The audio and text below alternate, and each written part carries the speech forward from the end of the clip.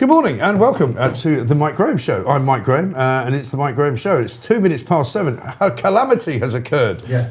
We're late. 2 minutes late. I'm sorry, it's my fault. I was too busy talking, planning, putting my makeup on, getting sorted out. Suddenly, before we knew where we were, it was 1 minute past 7. Emma Wolf is here. Very good morning to you. Good morning. Great to see you. Pooch is here. Charlotte's not in the house, but she's in another house doing some stuff. And we are rocking and rolling. I can also announce to you today, this morning, for the first time, we've hit 11 million views. So we're pretty much going up 1 million a week, which I think is pretty amazing. I was at an event at the weekend where a lot of people were giving us a lot of praise, which is always nice.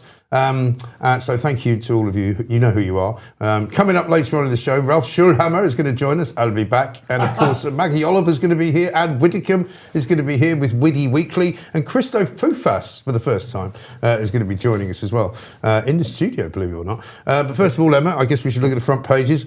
I'm sort of reticent to mention the Oscars at all because it gives me the heebie-jeebies, but we'll probably get to it, I suppose. But it's still all about Iran, isn't it, really, on the front pages, pretty much? And yet the Prime Minister's still dithering and vacillating and doesn't really know what he's going to do at all. What? The Prime Minister doesn't know what to do? He doesn't know what he's going to do. Keir Starmer? Yeah, exactly. He can't decide one way or the other. He's basically getting criticism from everybody. Yeah. By which point, by the time he's made any decision at all, let alone what to, shall I have coffee or tea for breakfast kind of decision, right. By that time, Trump has usually said, do you know what?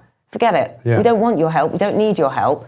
Your little warship that you're trying to send over to maybe unblock the Strait of Hormuz. Yeah. I mean, can you imagine one of our warships doing that? They can't even get out of dry dock. Well, I mean, the thing is, the way that you can always tell what the Downing Street line is you see what the Times does. The Times is so slavishly kind of pro-Downing Street, pro-Keir Starmer. They always give out his line. PM resists Trump's call for warships in the Strait. We haven't got any warships. We haven't got any warships to send. We've got one ship, right? And actually, HMS Dragon it's not even there yet. Do you know what? I got a message at the weekend, and it was a very weird message from somebody who was tracking HMS Dragon. Yeah. And it's apparently been anchored off the coast of Cornwall for a couple of days. It's not even on its way to Cyprus, but they wanted to move it out of the dock in Portsmouth because they didn't like all the media attention. But they basically dropped anchor somewhere in the sea off the coast of Cornwall. It's absolutely ridiculous. Yeah. I was talking to a military expert yesterday who was explaining to me, because most of us don't know this stuff. Right. This is how many frigates we need.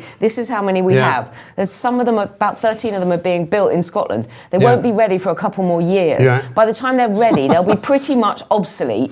They won't be functional. No. Some of them don't operate in warmer waters. Right. Most of them, like you read out that list last week, most of them are in maintenance. They're all in maintenance apart from HMS Dragon.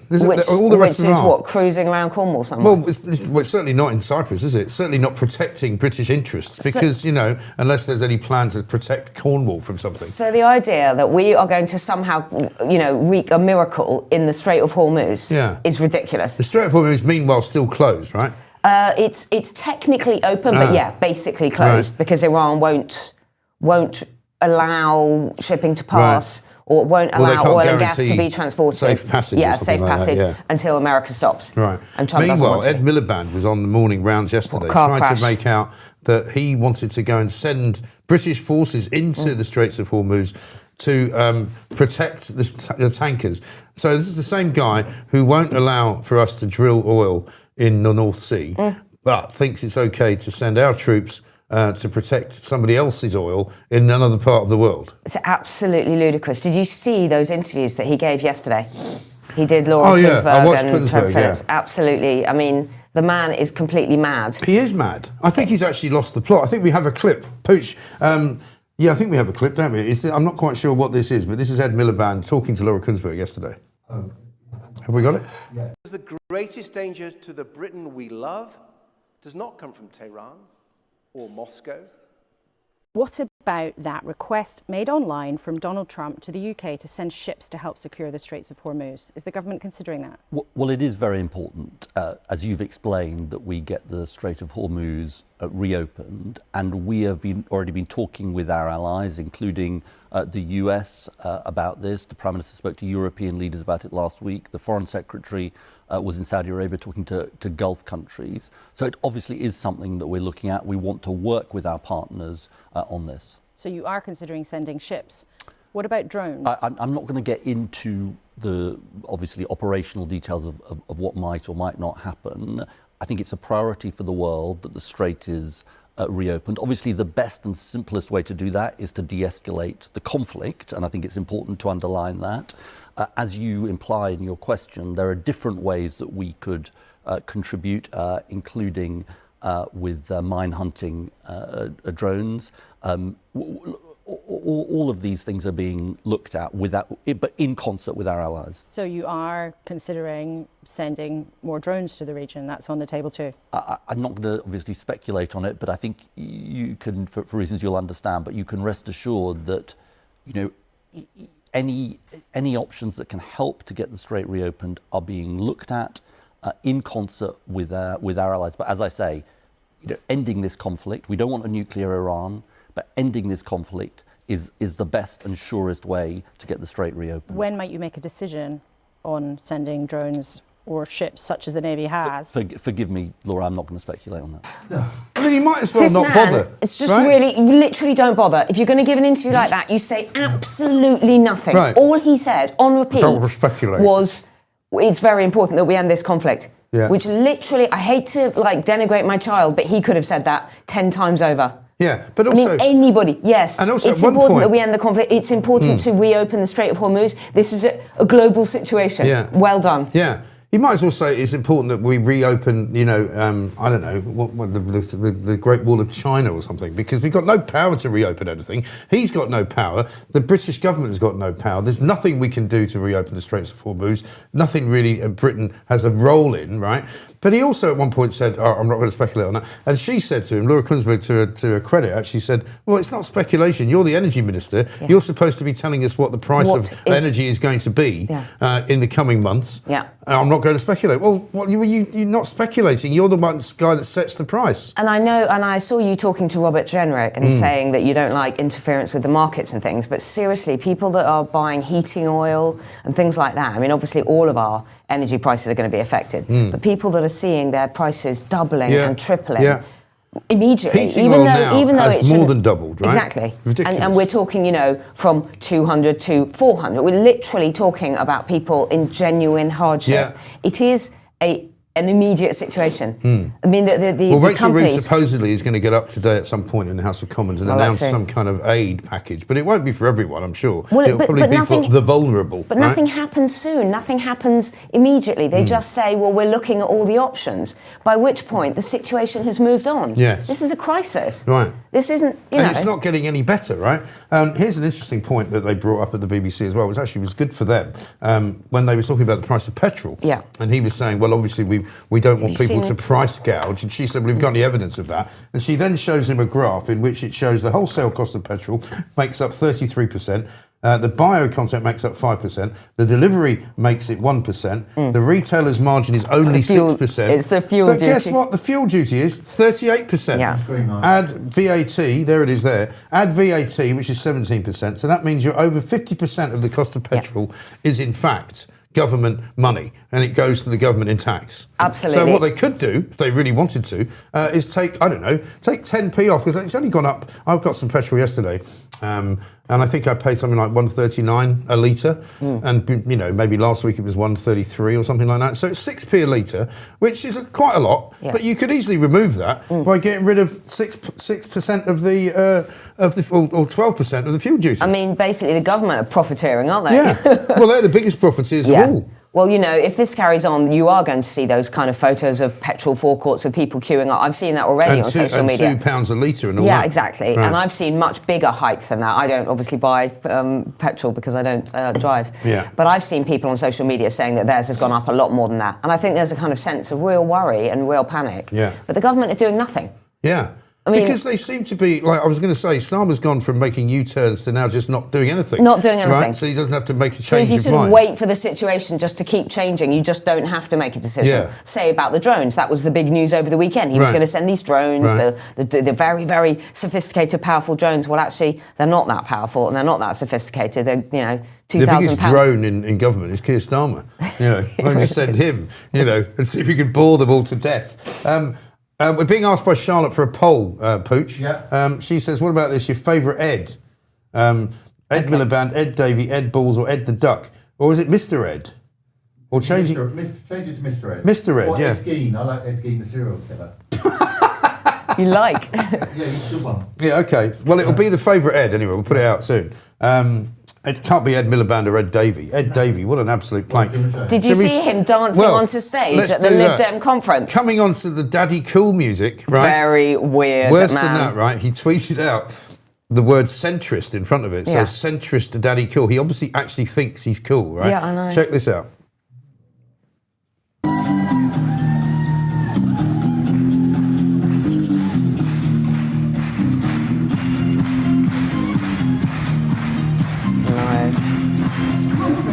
Please welcome the leader of the Liberal Democrats, Ed Davey.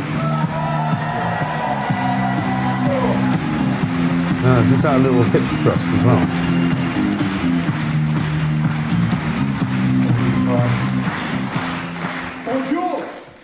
Yeah. If I saw someone like that in a nightclub, I think I'd call the police. Honestly, Do you know? that got more painful. Yeah. The second time It I got saw worse, it. yeah. That's really sad. It is sad. He's sad. He's what Trump would call a stone cold loser, which is still the best insult of all time. It really is. But also, this tells you everything you need to know about the Lib Dems, who actually think he's cool. They think he is. Why will they not get rid of him? They have an actual opportunity. Have you while seen the rest of them? Parties, I know, this is the problem. The other parties are a complete and utter joke. And the Lib Dems could do something, and they are just keeping Ed Davey. I know. It's like sort of, I don't know, And this is the same guy, right, who comes out, because I don't even know why they're having a spring conference. No. I mean, what's the point of that? But he comes out, again, onto Laura Kuenssberg's show, and says basically the biggest danger that we face is not from Iran, but it's actually from the internal right-wingers in Britain, like Nigel Farage, the racists, and Donald Trump. So the Lib Dems actually want to move away from being friends with Donald Trump, and they want to be more friendly with people like Iran. Absolute madness. Really? I mean, for heaven's sake. A couple of other stories, I guess, to mention while we're here. Because this is quite a big one, I think. It's going to get bigger. 2 dead in university meningitis outbreaks on the front page of the Daily Mail. One 17, one 21-year-old. I mean, I've known friends of mine all the way back to when we were all at college who got terrible bacterial meningitis. And you just, I mean, it's just, you die really quickly. It's one of those things horrible, that's isn't it? absolutely terrifying to think of. How quickly it develops, and how, well, especially with like children, and you think, well, this is what you're meant to do, and you're meant to press their skin with a glass, and if it goes away, really, meningitis is one of those things that we just don't know enough about. And they're now saying there's still quite a lot of people who are seriously, 11 others seriously ill. Yeah. And nobody seems to ever know what causes it. The invasive outbreak is believed to be linked to a social event in Canterbury, which some of those affected had recently attended. Yeah. It's really frightening, isn't it? Is this the University of It's a frightening, the University of Kent, I mean, it's a frightening thing for parents. Yeah. Because as I say, I know, my sister had a couple of friends who died at the age of like 20 or something. Just because they picked up this, and it ravishes the brain apparently so quickly that there's nothing anybody can do. Yeah. You know? Meningitis is inflammation of the membrane that can surround and protect the brain. Anyone can be affected, but most at-risk individuals include under 5s, those aged 15 to 24, and the over 45s. It's quite specific, isn't it? It is. Those ages. It's quite... Bacterial and viral are the two forms, but bacterial requires urgent treatment in hospital with antibiotics. 10% of bacterial cases are fatal. Of those who survive, 1 in 3 are left with complications including brain damage and hearing loss. And there was a lawyer in Scotland, I seem to remember, who had all her limbs amputated because she got meningitis. I mean, it's one of those horrible, you know, we've got... A bit like sepsis. We've come so far, we've come so far medically, and we know so much about so many different diseases. But things like this, we seem to still not quite have a cure for somehow. No, I know. And I mean, there was scarlet fever recently in my son's school, and I thought we'd eradicated that sort of, I don't know, centuries ago. But I do think that when we mix all the populations and people coming in, and there's a lot more travel and all sorts, I think that there's, definite risk for all that. Absolutely right. Charlotte, have you seen that Charlotte picture that she's put up? Are you going to put it up? I mean, that's not fair. She's going, if I saw something like that in a nightclub, I'd call the police. This is me and Donald last week. out in Boysdale. Yes. Call the fashion police. You kill the fashion police, yeah, on Donald. Who still Pretty thinks tragic he's about when 23. people wear their sunglasses indoors, isn't it? I'm with Charlotte on this. Yeah, well, it might have been very bright, possibly, or it could have been we were just very a bit drunk, blurry, a bit and drunk. maybe didn't want to show our eyes. I can't remember, but anyway, it was good to see him last week. I'm a lot poorer as a result. That's what you guys call a business meeting, is it? We discussed an awful lot of business there. I guess we probably have to do a bit on the Oscars, don't we? Shall we? Should we not? Jessie Buckley. Jessie Buckley, who yes. I hadn't really heard of until today, to be honest, because I'm not a big follower of the movies. I mean, I have watched that One Battle After Another, which is quite confusing but quite good, I think. I'm afraid I haven't watched any of the Oscar films, so That's I would good. be about... We don't really do showbiz on this show, so it's fine. I mean, I'm always happy to do showbiz as in kind of Harry and Meghan or the Royals or anything like that, but Oscar showbiz, really, nobody cares. No. Nobody cares. But of course, the papers all do it every single year. Stars are aligned, all pictures of Nicole Kidman, Gwyneth Paltrow, Demi Moore, Emma Stone, Ray, all the same people in dresses, basically. Yes. Best dressed, worst I mean, they've been dressed. doing this for decades, haven't they? They have. But can we talk about the spring? Because this morning was people are much more interested in the weather than in the Oscars. And this morning was significantly lighter. You know when you always get up very early in the morning, you notice it a lot more. And I would imagine most of the people watching are quite early risers. Yes.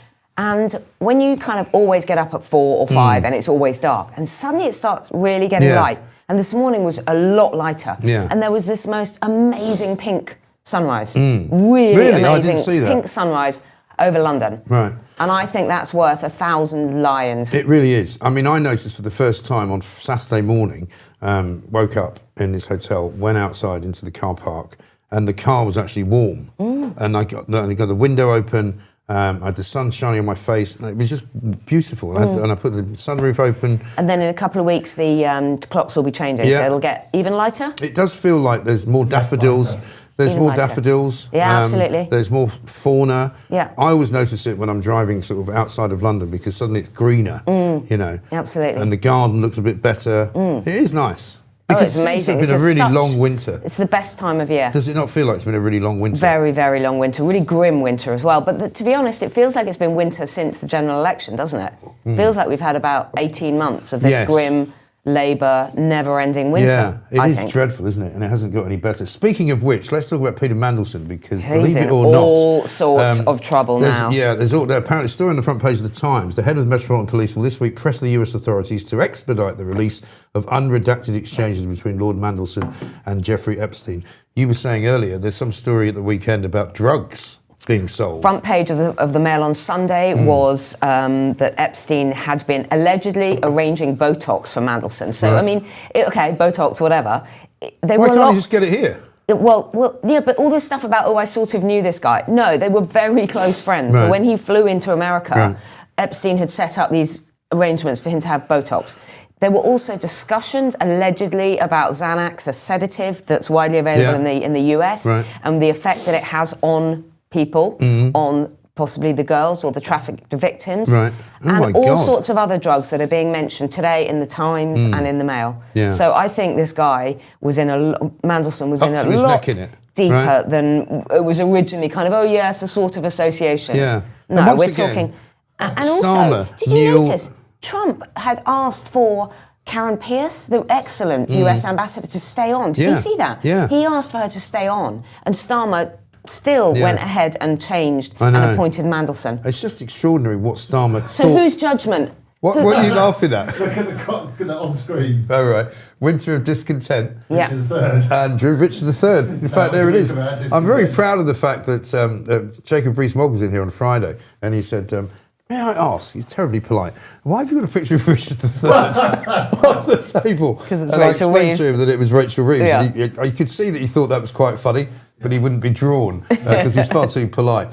Let's have a look at Cherie Blair, though, right? This is Tony Blair's wife, very, very important KC, very experienced human rights lawyer, has worked, I think, for Matrix Chambers for the best part of the last several decades, was the wife to, one of the most hated prime ministers of all time. Look at what she had to say to Times Radio about Peter Mandelson. We've just had this week the release of documents relating to the appointment of Peter Mandelson as the American ambassador. He was obviously a close family friend, instrumental in the success of the Blair project. Do you feel betrayed by him, angry about the extent of his relationship with Epstein? No, I just feel sad. Just explain that. I don't think there's anything more to explain. I feel very sad that it's come to this. Sad for him? Do you feel sort of sympathy for what he must, his life has fallen apart? I think when anyone's life falls apart, we should remember that there's still a human being. And also, of course, we should also remember that they're entitled to a fair trial. Do you think the fact that he's a human being has been forgotten in all of this? I think I go back to what I say, is in the media, and particularly today we were talking about again with the social media, too many people forget that the people that they're talking about are human beings with feelings and can be hurt. Oh. Do you know, the only thing I can think of watching that was that these Blair kind of creatures have almost started looking like gargoyles. Do you know what I mean? Like Tony Blair now, he's made his hair shorter, but when he had that long hair, his face was kind of older than his hair. And he looked kind of like something hanging off, York Minster or Canterbury Cathedral. And she's got the same kind of gargoyle type look. It's not about her looks. It's just about the kind of. It's almost like they've become the evil that they represented. I think so. Do you know what I mean? Sort of haggard and haunted almost. I mean, Tony Blair to me always looks very, very haunted. He does. He's got these hollowed out eyes now. Yeah. And back in the day, in the 1990s, he was quite good looking. Yeah, well, he was a normal looking man. Yeah, he was the great sort of new young hope, yeah, wasn't he? yeah. Suddenly there were people, instead of suddenly they weren't all 60, they were all 40. Right, and he had kids and children running around, and it was all kind of quite new and fresh. And then, of course, we all learned that that whole charade of the let's walk up Downing Street and look at the country's clapping us. Yes. And it turns out, no, it was just all the people that had been Labour supporters of course. The night before at the People's Palace. But there's something very, I think, kind of just about, if you end up looking like that. Well, it's Dorian Gray, isn't it? Keeping it really is. Keeping the portrait in the attic. I think so. Yeah. And meanwhile, Mandelson is nowhere to be seen. Nobody knows really what's going on. And of course, as Cherie Blair said, of course, everyone's innocent until proven guilty. Okay, then. Well, I guess that's true, technically. So a Met police officer has gone over to the States to talk to them about documentation. And to get some more of the redacted documents from them. Well, why can't they just send them? It's a bit weird, isn't it, all this? I mean, Andrew won't go over to the States, and we're going over there to get documentation. I mean, the whole thing is just, what an absolute cesspit. Yes, they can all claim they're innocent, and I think the documents already have proved that wrong. Yeah, absolutely right. I mean, Capricorn Moon says, haggard and evil, does she know what she's saying? Any victims, survivors in the chat on behalf of decent people, apologies for the absolute contempt and disrespect. Yeah, absolutely right. Couple of super chats to do. Yeah, bring them in. This one from LTL. Good morning, Mike and Emma. Thank you very much indeed for that. One from, who's that? Jonathan. How do I send in a Heron of the Day photo? On Twitter? Probably my Twitter is the best way to do it, which is @IROMG, or my Facebook page, if you can find that. Then do it that way, and then we'll be able to rescue it. We've got a couple that have come in. One more from Bags. It says, morning, Mike. So, getting really frustrated trying to find you online. Must have spent 20 minutes looking. Then the penny dropped. It's Saturday. Any plans for a weekend show? Well, the thing is, a weekend show really is Plank of the Week on a Saturday, because it goes out Friday night, which I think you're on coming this week, aren't you? I've never done plank. You've never done plank in the week? Amazing. I mean, I've planked. I know how to plank. Do you? I know how That's a thing people do, which is quite... Yeah, I see people it's doing all it in the about your gym. abs. I see people doing that in the gym and go, crikey, I that can looks plank, hard. but I've never done plank of the week. Okay. Or plonk of the week. Right, okay, well, we'll have to sort that out. Bags says, oh no, we've done that one. The other thing is a couple of people are moaning about... But I love the fact, can I interrupt? Go on. Again. I love the fact that, by the way, we were talking about hasslers last week and naggers. Yes. Someone on Twitter said to me, are you Mike's wife? You seem to nag him a lot. Are you my wife? No, I don't have a wife, thank you very much. I don't nag. We were discussing your hair. I don't care whether you get your hair cut or not. It's totally up to you. Indeed. Well, the more I look at it, the less likely I want it to get cut. But we do have a plan to get it cut in... You're really growing it now. A week and a half, I think. Well, the end of next week, I think, there's a guy coming to cut it. So we'll see what we do there. Here's one from MCP. You get the face you deserve, my mother always said. Yeah, I think that's probably true. Cockney Brian says, this reminds me of breakfast shows in the 2000s. Mint. I think that's a good thing. So, my interruption was about that. The fact that when you do Monday to Friday and you do 7 to 9:30, they want more, don't they? I know. So now they're saying, can we have a Saturday show? Yes. And then they'll want you, and then at the beginning people going, well, can we have 6 to 10 like you used to do? Yeah. we've got many plans, which some of which we can reveal. Look out for a Guido. Some of which we can't. We can't say anything about that at the moment. No, you need to look for it.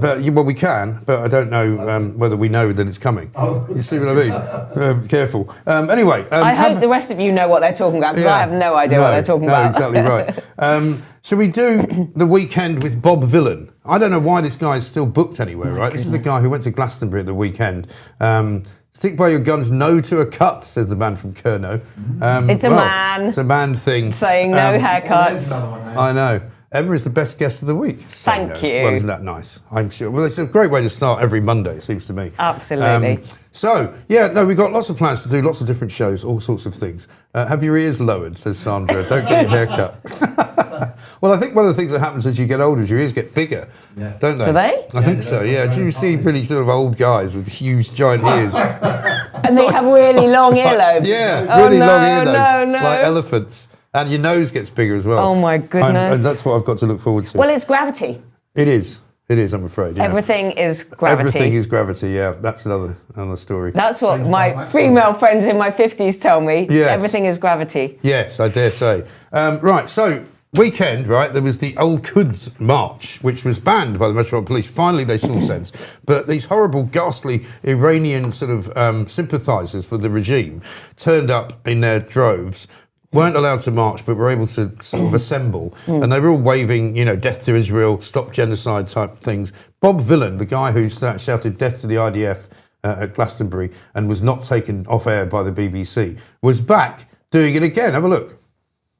Characterize these marches and protests as hateful, events that are explicitly aimed at raising the awareness of an ongoing genocide and putting pressure on the British government to take action against it. But instead, they continue to allow war crimes to be committed, and rather than protecting the interests of the British people, they criminalize us and protect the interests of Israel and their UK-based lobbyists. Whilst men like Trevor Chin and Stuart Roden and organisations like Elnet continue to line the pockets of British politicians, we will continue to face prosecution for taking part in peaceful protest, for supporting political prisoners that have taken direct action against weapon manufacturers operating here on Britain. Yeah, I mean, I don't really want to hear too much of what he's got to say, but he ends up basically chanting death, death to the IDF, exactly as he did at Glastonbury, and the police are now apparently investigating, the incident. Because they said that slogans, flags and chants would be policed. Yeah. And the cost of all this, I think there were about 12,000 people, about 1,000 police officers. Yeah. The cost to all this in a city that's already overrun with crime. I'm just sick of it. I know. I think they did say in the end there were about 12 arrests, but they should be looking into this guy. The police were very happy with what happened, they said, because they were able to keep the two groups apart. And that's great that they successfully... There was a big group of Iranians, actually, who are anti the regime, who were demonstrating against these guys. Yeah, north side. On the other side, with some Jewish groups, and actually chanting, in favour of Netanyahu. Yeah. Iranian people, which tells you all of that, right?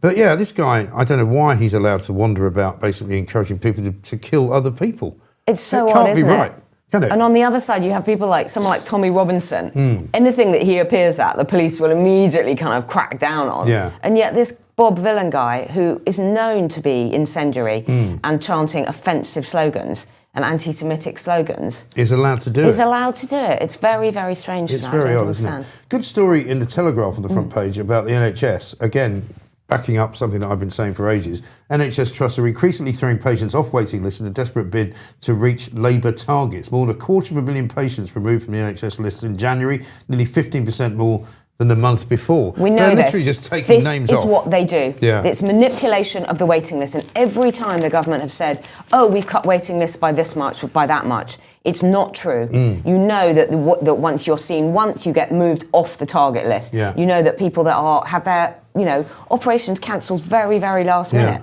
they're not deemed to be on a waiting list. Absolutely, it's so dishonest. And then you'll see Starmer, and he doesn't get picked up by most journalists, and also Wes Streeting and any other Labour minister that goes on television saying, we've reduced the waiting list. And people should say, no, you bloody haven't. But also, when you talk to actual people, who are the people that, we are the users of the NHS, when you talk to them, everybody's experience is the same, which is they're waiting a very, very long time. Their appointments are being cancelled. They're being moved from one section to the next. And then if they cancel it, that's another one off the list. Yeah, it's off the list. Yeah. Whenever we talk about this, and we haven't done it for a while, so maybe we should. Knob Vylan, says Scottish Jim. Yeah, very good, I like that. People say to me all the time, oh yeah, I've had 4 appointments and they've all been cancelled. Yes. And if you multiply that by 1 million, that's 4 million appointments done. Exactly. Right? And that's what they're claiming. Or people die and they're suddenly off, well, I suppose they are off the waiting list if they die. Yeah. But they die because they probably haven't been seen. Yeah. Absolutely right. Now, a couple of stories in The Sun I want to give you a quick mention to. I don't know whether you do a big Easter egg thing at Easter with young Ludo, but Easter eggs are going cheap. Apparently, Price War is making some Easter eggs even cheaper than last year. So Cadbury's cream egg's actually gone down by 5 pence. A Kinnerton Bluey egg is down to 125 from 148. A Milky Bar egg down to 8p off. But this is good news because chocolate prices have been rising and rising and rising because of the cocoa shortage and all of that. So now... I've given up chocolate. I don't eat it anymore. Yeah. Really? I used to eat quite a lot of chocolate, but now I don't touch it. Are you very all or nothing? Yeah, pretty much. Yeah. That's me. Except for with drinking. Except with drinking, yeah. Did you say you had a night off? Actually, no, I had a night off last night. So actually it is all or nothing. It's either both feet in or none. HMP Five Guys, exclusive, page 17 of The Sun. A prison inmate says he ordered a Five Guys hamburger that was delivered to his cell by a drone. Right? Okay, wait.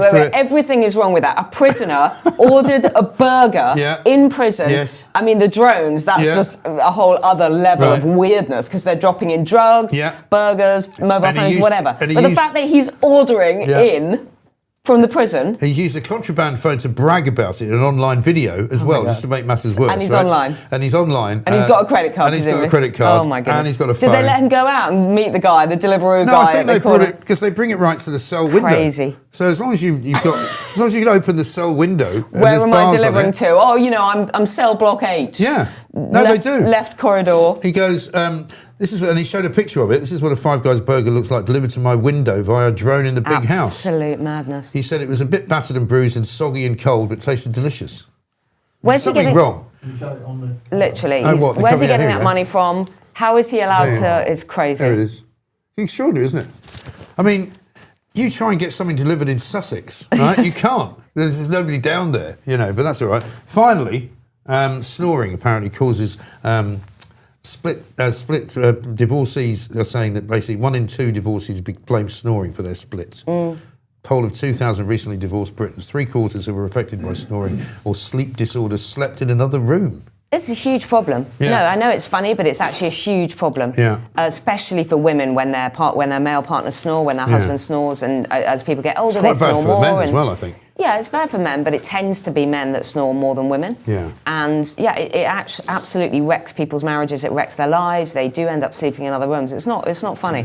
They do those things, though, don't they? Where you see them advertised, where you put something in your mouth. Sleep apnea masks, to try and interrupt the thing. I mean, can you imagine trying to sleep with one of those on? No. No. I don't think, I don't know what you do about it. And also, that would wreck a marriage as well. You would think, you'd wake up sleeping next to the fans for the opera. But also, you're asleep, so you don't... It wouldn't be good.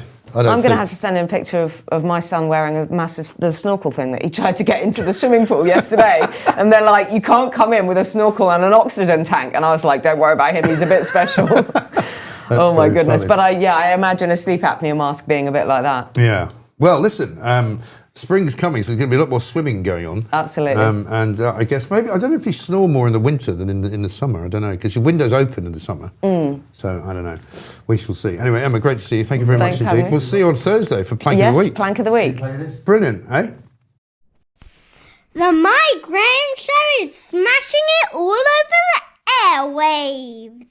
Brilliant. Fantastic. He's our youngest fan, I think. A few people are complaining about the Substack. It just crashed again. It's just crashed. Yeah, sorry. So you won't. If you are listening on the Substack, well done because I don't think it's working. Pooch is trying to fix it, but don't worry, we'll catch up with it later. For the moment, just watch us on YouTube, where we have acquired now 11 million views. Thanks to you guys. So thank you very much indeed. Coming up, we're going to be speaking to Ralph Schoellhammer. Christo Fufas is in the house later. Ann Widdecombe's here. Maggie Oliver. Nick Buckley as well at 9:15. Keep your messages coming in. And we've got a lot of really nice notes that I'm going to read out to you from the weekend. People who have received their bumper stickers. By the way, if you've got a bumper sticker and you've stuck it on something, send us a picture, as long as it's clean, obviously. We'll see you after the news with Edward Hughes. Good morning, I'm Edward Hughes with your news.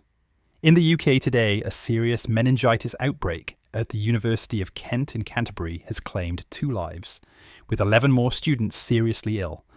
Health officials are rushing antibiotics to those affected amid growing concern over campus clusters.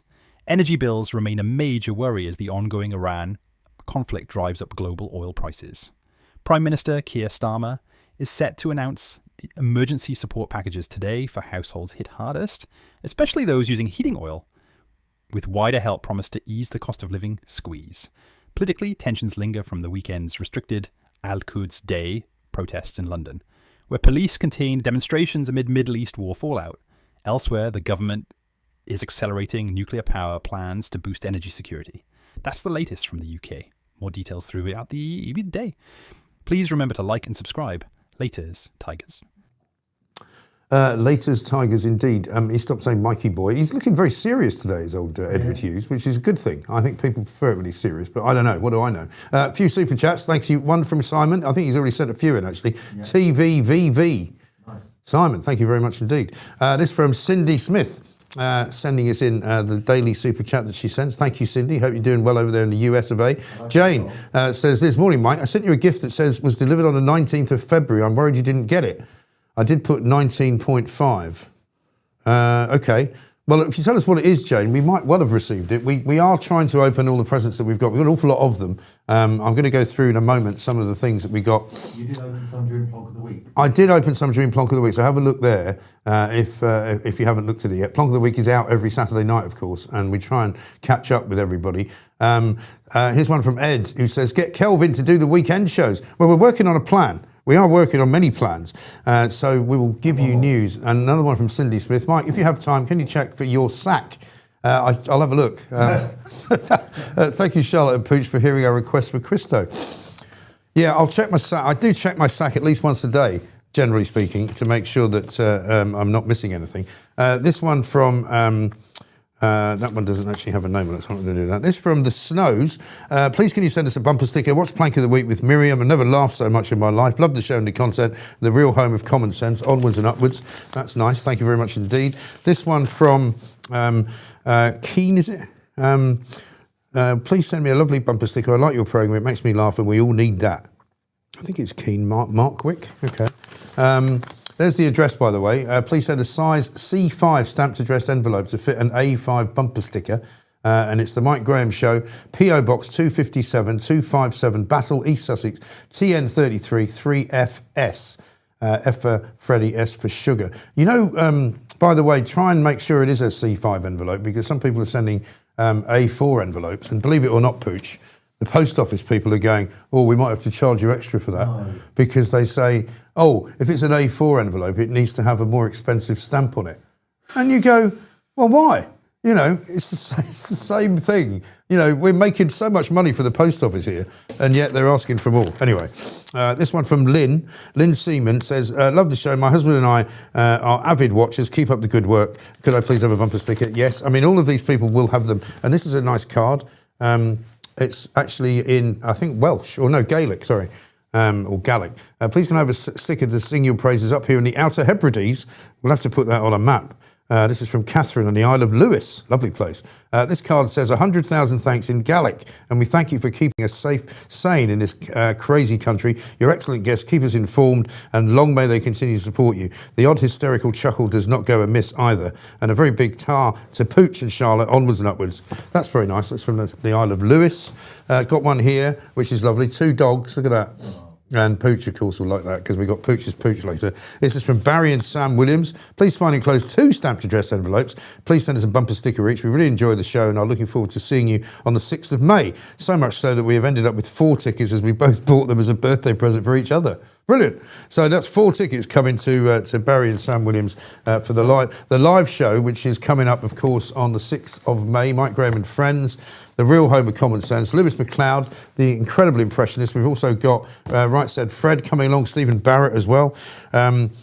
Gree, I think this is from, Mike Pooch and Ziggy. Thank you for your sanity. Much love from Cornwall. I actually know more like Jill. Could be Jill, sorry. I'll just do 1 or 2 more because it's time to speak to Ralph Schoellhammer in a second. Oh yeah, this is from Peter Davis, who's written a book called Knives and Steel. He sent me a copy of it, which I shall have a look at some point. Julie says this, thanks for doing what you do. Honestly, you keep me sane. This country needs to get its mojo back ASAP. We all need to stick together. True enough. Mal says, great show, keep up the good work. Can I please have one of your car stickers? So listen, if you've got one, a lot of you should have got your car stickers by now, bumper stickers. And if you have, it would be really great if you could just send us a picture. We have got a picture from somebody who put one up on a boat. I'm not sure if we've got that, Pooch, have we? If we haven't, don't worry, we'll get it later. But if you manage to take a picture of the bumper sticker on whatever it is you've stuck it on, that would be great, because then we can... oh, there it is. And I think... It said, was it from Janet or somebody? Hang on, let me see if I can find that. The best way to do that would be to look it up in the pictures, I suppose. From Julia Lee. Julia Lee, there you go. Brilliant. Thank you very much indeed. That's a lovely looking boat, by the way. There's a nice little Union Jack cushion. I don't know where it is exactly, but so many people actually now live that life on a sort of narrow boat on a canal. Eh? Welsh Dragon on it? Welsh Dragon, or maybe it's Wales, yeah, it could be. Anyway, listen, thank you to all of you for sending in your lovely sticker applications. As I say, if you do send us a picture, we'll try and put it up there and show you everybody that we are, in fact, what we do, what we say on the tin, effectively. Any update on the sign, by the way, Pooch? Because I'm looking behind me. Emails. Yeah, it's a bit bare, isn't it? It looks, I'm missing it, you know? I'd like to see it somehow. I'll get an update by tomorrow. Yes, we'll have an update tomorrow on the sign. Meanwhile, let's talk to our next guest. Ralph Schoellhammer is here, of course. Ralph, very good morning to you. Hi, Mike. Sorry, I'm abroad, so I hope the internet connection is not going to give out, but I'll give my best. Well, you see, when you say you're abroad, as far as I'm concerned, you're always abroad because you're not here. So where are you? I'm currently in Rome. In Rome? Oh, very nice. When in Rome, as they say, do as the Romans would do. It's a lovely city, Rome, isn't it? How is it? Do you go there a lot, and have you noticed it changing over the course of time?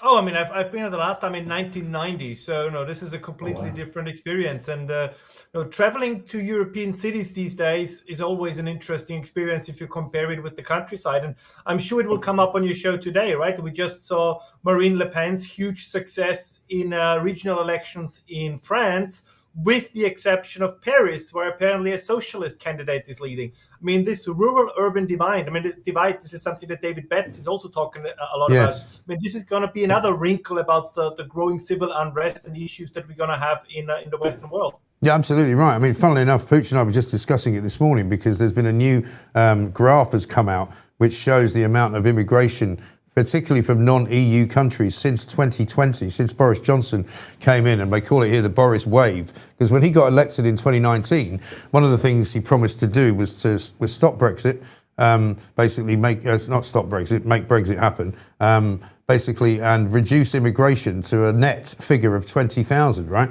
But what he's managed to do, according to this graph, and there it is there, if you see the red number, that's the EU immigration, which actually went down after Brexit in 2019, but the non-EU absolutely ballooned, went up from, a 0.3 all the way up to 0.10 pretty much, and then we're still suffering because more people in this country than ever believe this kind of nonsensical socialist dream that without immigration we can't have an economy.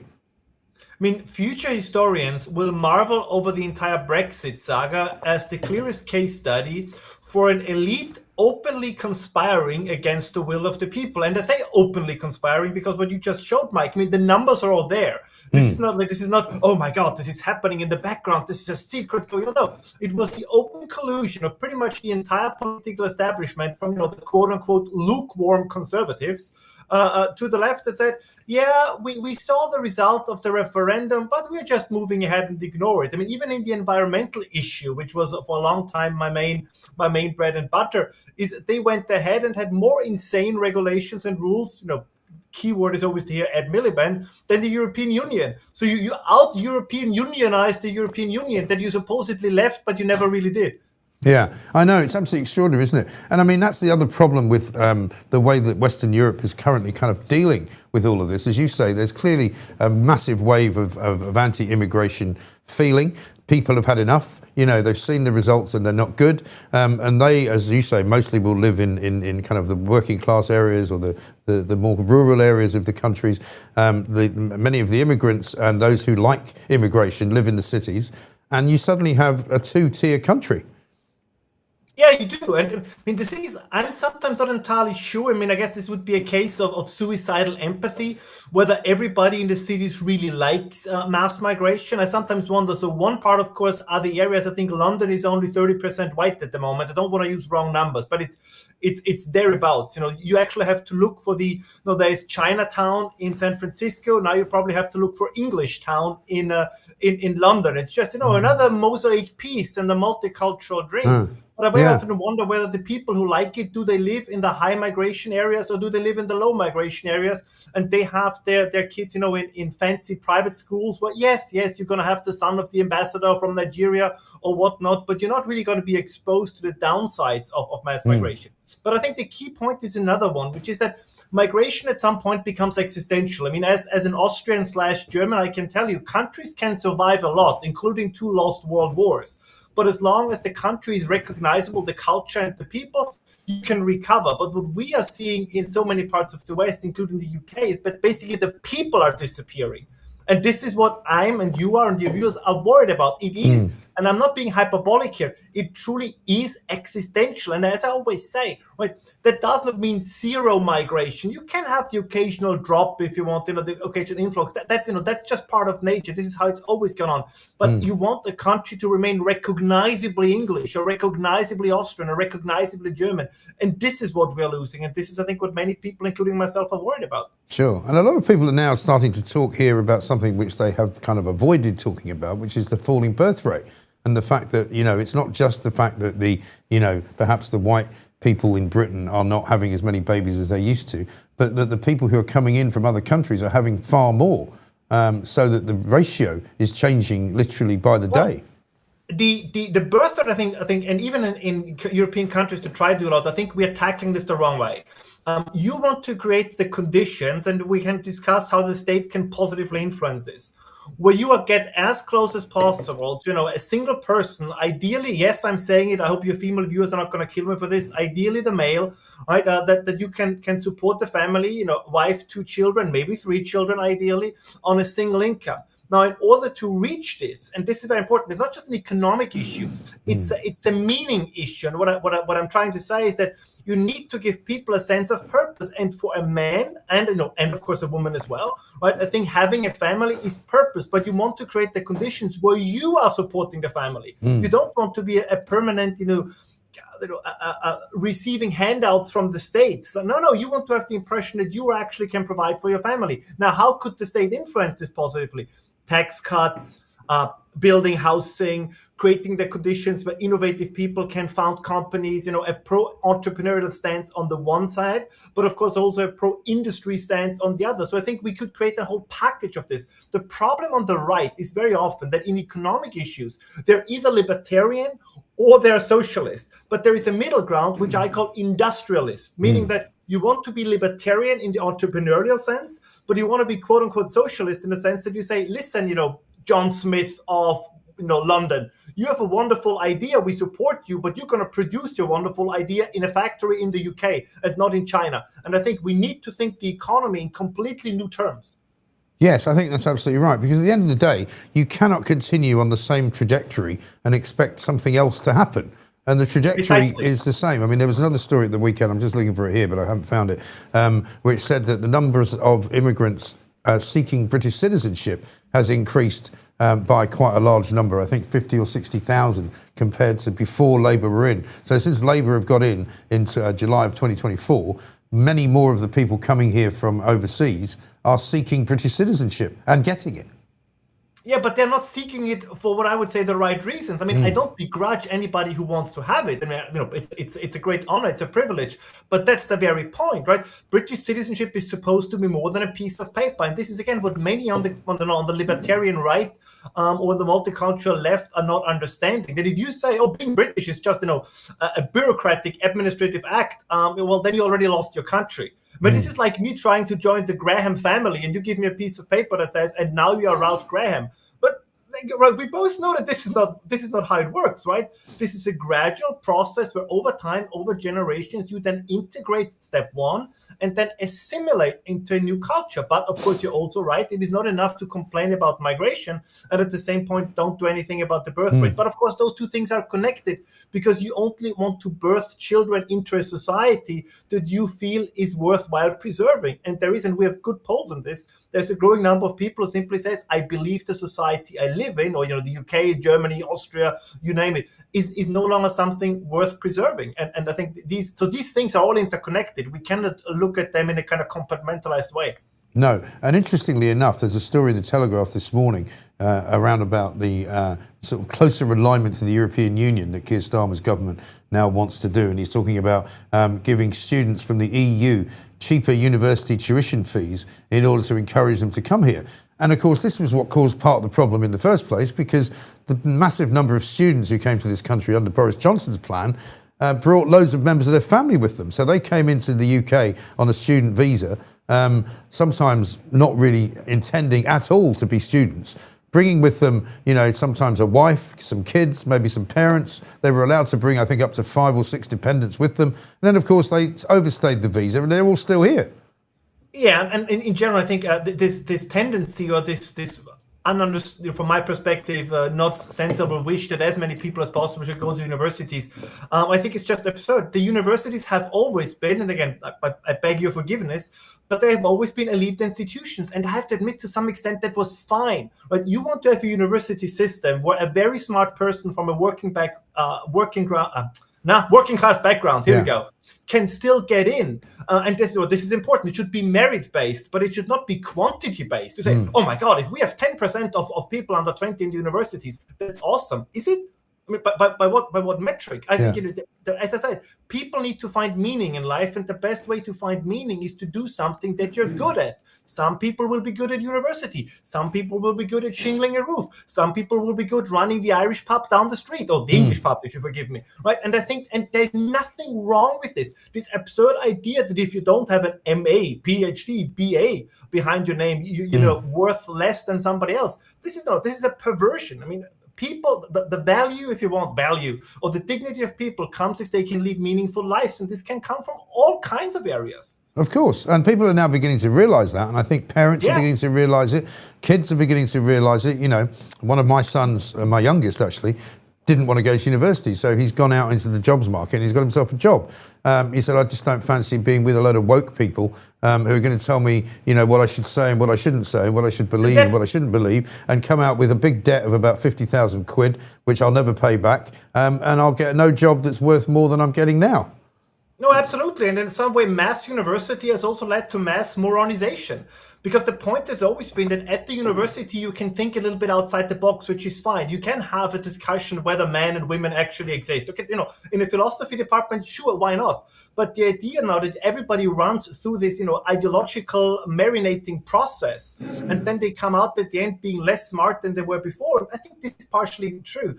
And I would also add, the most absurd radical ideas in 8 out of 10 cases always emanate from the universities. If only people with university degrees would be allowed to vote, most of the West would be under a green communist government. I mean, this is the simple reality. So it's in a sense the working class that is the last bastion of sanity, or the non-university educated are the last bastion of sanity.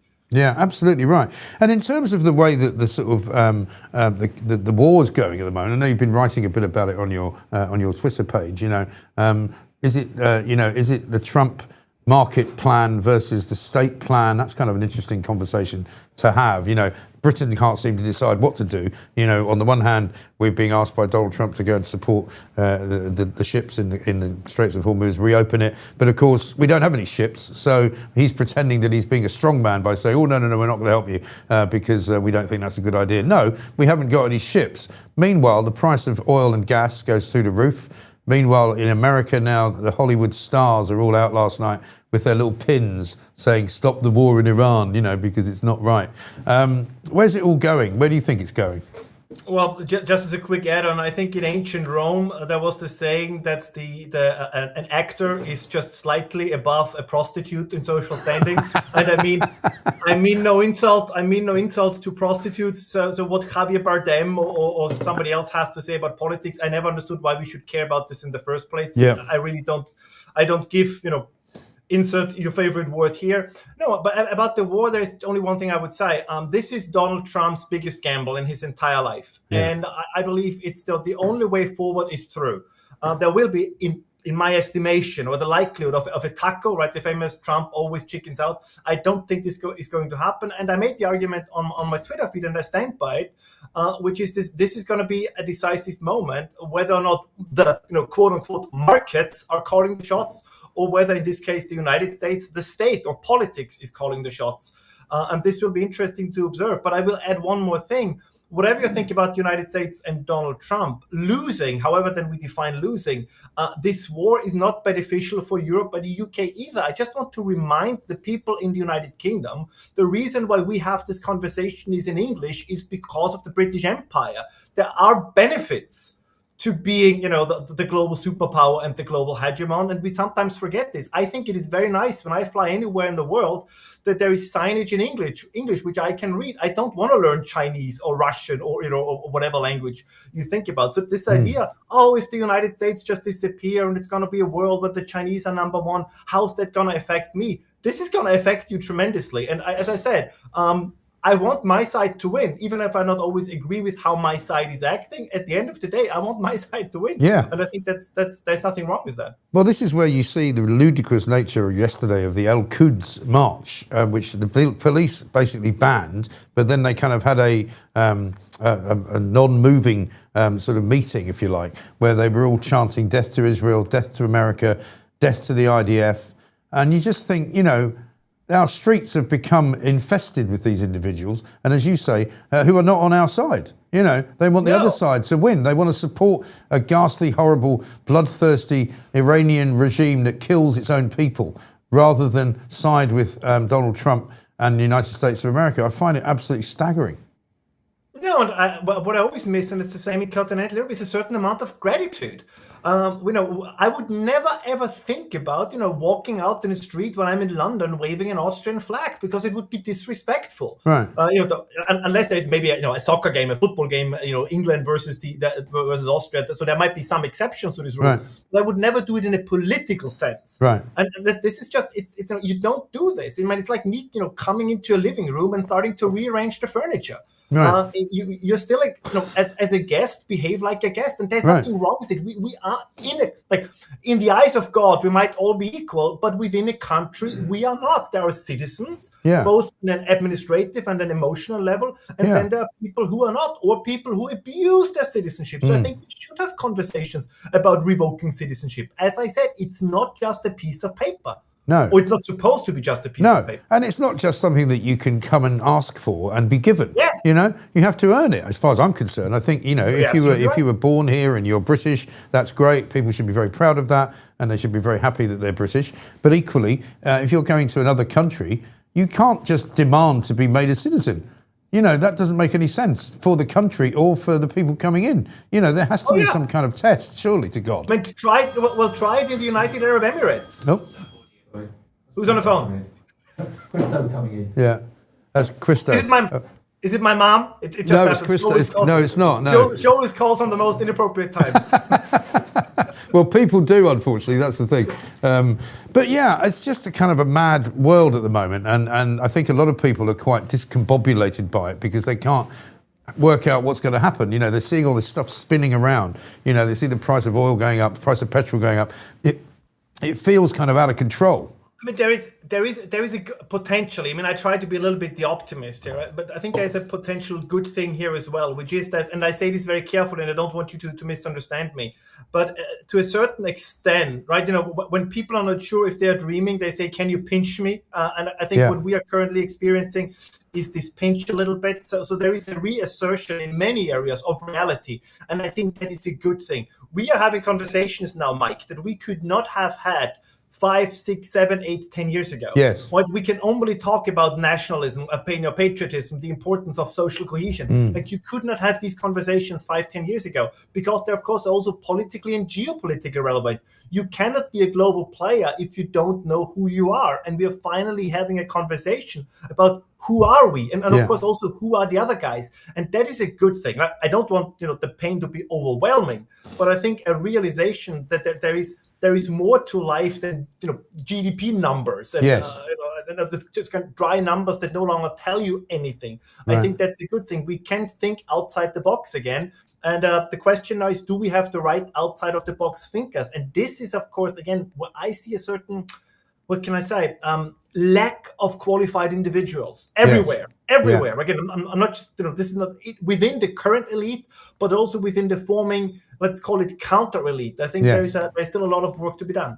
Well, there is, because I think the education conversation actually is part of that, because the reason why universities have become such a big part of the economy is because Tony Blair decided it would be a great idea to send more kids to universities, have the universities make more money, build an economic model as opposed to a sort of an intellectual one, and make it all about money. And now, because fewer people are coming, fewer people can afford to go, the immigration has meant that the immigration rules has meant that fewer foreign students are coming. So now they're all panicking and they're all going, "Oh, we better go to China and get them to give us some money."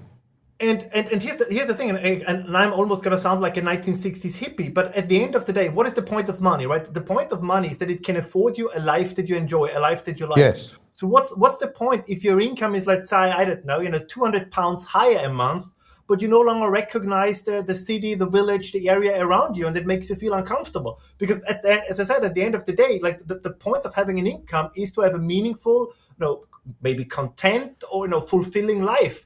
But that kind of money is the means to that end, but it's not the end in itself. No. Which is, I always say, there is no point in government handouts. If you feel like you're losing your country and then the government says, "Oh, here's an extra quid every month," that's not really going to address your problem, right? And I think this is, again, what politics doesn't see. And the problem is that it's not just having an income. It's having an income as the result of doing something meaningful with your life. Yes. And this is where the state has to create the conditions that people can have a meaningful life. So I always say the reason why I'm pro-industry, pro-manufacturing, pro-nuclear power, pro-coal is not so much because it has a positive impact on the economy. It has a positive impact on human life. You get up in the morning, you get dressed, you go to work. And I promise you, if this is happening, you will have more family formation, because then you have structure, then you have meaning. The idea, like, there is a sense, I don't want to sound like Andrew Tate, but the government wants to put us in a quote-unquote matrix where you sit at home all day, receive a monthly government handout, and that's it. That's not life. That's not going to make you find a partner and create a family. Not at all. So this is where we have to go. And I hope that, as I said, even with reform and restore and advance, and there are so many parties in Britain, it's very hard to keep up with it. These are things, in my opinion, they don't address enough, because even if you get rid of migration or change the migration structure, there is more to that. Right? So we want to get rid of the quote unquote replacement ideologies like Islam in all its ways, shapes, and forms. But then if you create the new vacuum, what do you fill the vacuum with? And I think this is something we don't have an answer to yet. Yes. I mean, I do, you do, but politics doesn't. But politics doesn't, because they think that they're giving people money and they're helping them, when in fact the money has to come from the other people who don't need the help, who are making the money in the first place to give to the government so that they can hand it over to the people that don't make anything. And it's all about growth. At the end of the day, if you don't have a job which generates money, then the money runs out, because what else are you going to do? No, and this is, by the way, Mike, and this is the great chance that we have at the moment. If we use the current technological advances in the right way, what you then hopefully can accomplish is that, in fact, right, everybody says we're going to lose work, but you could make the other argument, which is that if things get cheaper because we get more productive, that you can have an even more fulfilled life, even if you have a job that is not super mega productive, whatever it is. But as I said, I think, and this is particularly true for men, probably more than for women, women. You need a reason to get up out of bed in the morning. If you take this away, right? I mean, you get the lethargic, non-moving, self-retreating class that is a much, much bigger problem. You get a milieu in which it becomes acceptable. And we see this started, you mentioned, under Tony Blair. Well, I don't have the numbers right now with me, but where you had a growing part of the male British population never put in a single day's work. And because they were on disability leave, and there was like this expansion of what it means to be disabled and all these kind of things. I mean, Britain has been a country, Germany as well. For goodness sake, we fought world wars. I mean, I'm not wishing that back, don't get me wrong. But if you look at what people went through and still, kind of were functional human beings, I think, we did get weak in a certain respect. So there is no reason to say because I had a bad weekend, I can no longer go to work on Monday. I mean, there were people that came back from the front. Yes. They have seen and experienced horrible things. Exactly. And they went back to work. I mean, what a beautiful generation. Right. It was the greatest generation. But to talk about the greatest generation appears as if it's something we can never aspire to again. Of course we can, and we should. Sorry, this was a much longer monologue than I intended. Ralph, good to see you, as ever. Now, I can't let you go. Right. I mean, since you're in Rome, obviously you'll be going back to Austria, so you must have a message for the people of Austria that you're going to be back, right? I'll be back in Vienna very soon, and hopefully I'll be back in London very soon, and then we can make an entire hour, Mike. Oh, that'd be great. That'd be brilliant. Well, people love you today, and I love you every time you're on. So you keep coming up with that common sense, and keep an eye on those Italians in Rome. Thank you very much indeed. Ralph Schoellhammer. Right, Mike. Take care. Thank you very much. Good to see you. Christo Fufas is in the house. Christo, very nice to see you. Hello. He managed to find his way in. It's not easy to find this place, and we don't reveal where it is, obviously. There's no one, crowds of people out there mobbing us. That's one of the reasons. But I've got a poll going at the moment. Who's your favourite Ed? Is it Ed Balls, Ed Miliband, Ed Davey, or Mr. Ed, who's actually a horse? Mr. Ed's winning at the moment at 94%. Ed Hughes. It should have been Ed Hughes, actually. That's a good thought. Well, certainly Ed Balls, Ed Miliband, Ed Davey, all three of them on 2%, because they're all hopeless Eds, must be said. Should we have a bit of let's do it. Who thinks he's Mr. Cool, doesn't he? Daddy Cool. What a thought. Have a look.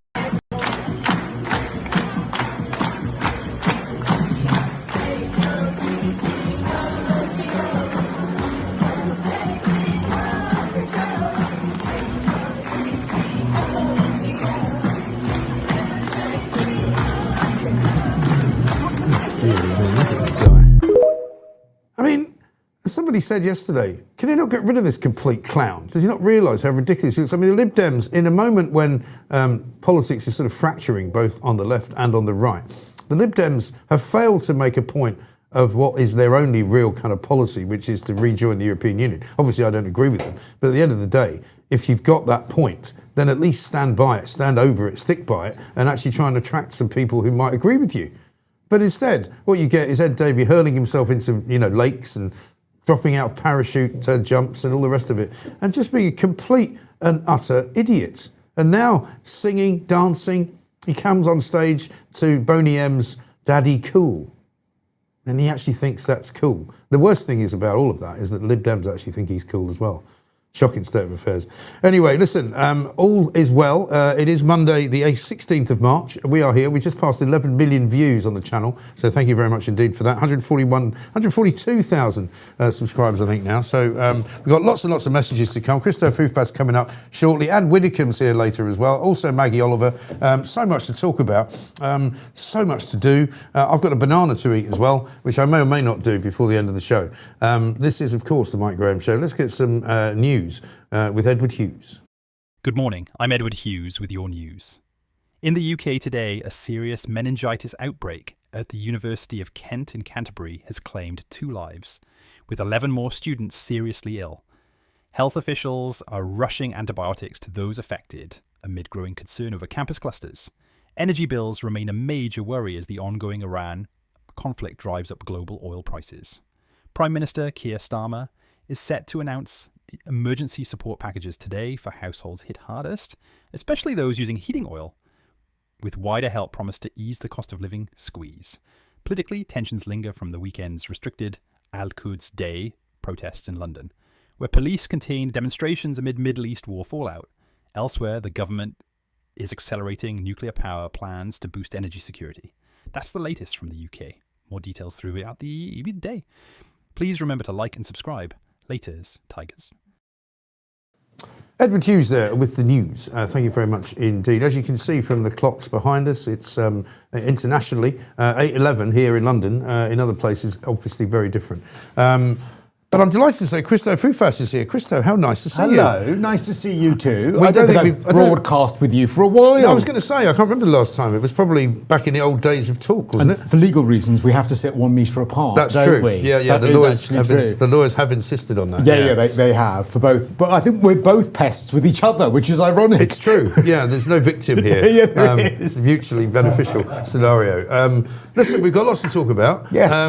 Let's kick it off with, I don't really like talking about the Oscars, but I'm going to mention it once and once only because Javier Bardem's all over the place. They're all wearing these pins saying, stop the war in Iran, ceasefire now, and they just can't help themselves. Just go and have a bloody good night out, put a dress on or, some other clothes if that's what you fancy, and stop trying to tell us what to think about politics. Do you know, if I won an Oscar, I am telling you now, I would be foaming at the mouth. I would be thanking my parents. I would be thanking everyone that had ever helped me. And I wouldn't be I don't understand this whole oh my God, I've won an Oscar. Racism. Yeah. Oh my God, I've won an Oscar. Genocide. Yeah. So, well, no, I don't know if anyone's watching for that reason. And it used to be a stunt. Do you remember when Marlon Brando did it? And you were like, oh God, that's unbelievable. But now everyone is just trying to outvirtue each other. And that's why it's so annoying. Also, that it's so completely and utterly sort of insincere. It doesn't mean anything. Well, also, the goodie bag involves a holiday, I think, to somewhere basically a skiing holiday, a villa holiday, I think a holiday in Cuba, something like that. So, I'm sure that'll fit in with net zero. No, yeah, great. Amazing. Yeah. And the goodie bags are $250,000. That's ridiculous, Which is very, very relatable. And as Ralph Schoellhammer just said, these people, it's all very well to not like some of the things that your government is doing, and in this case, I hate everything this government's doing. Yes. But at the same time, you have to remember who the other guys are.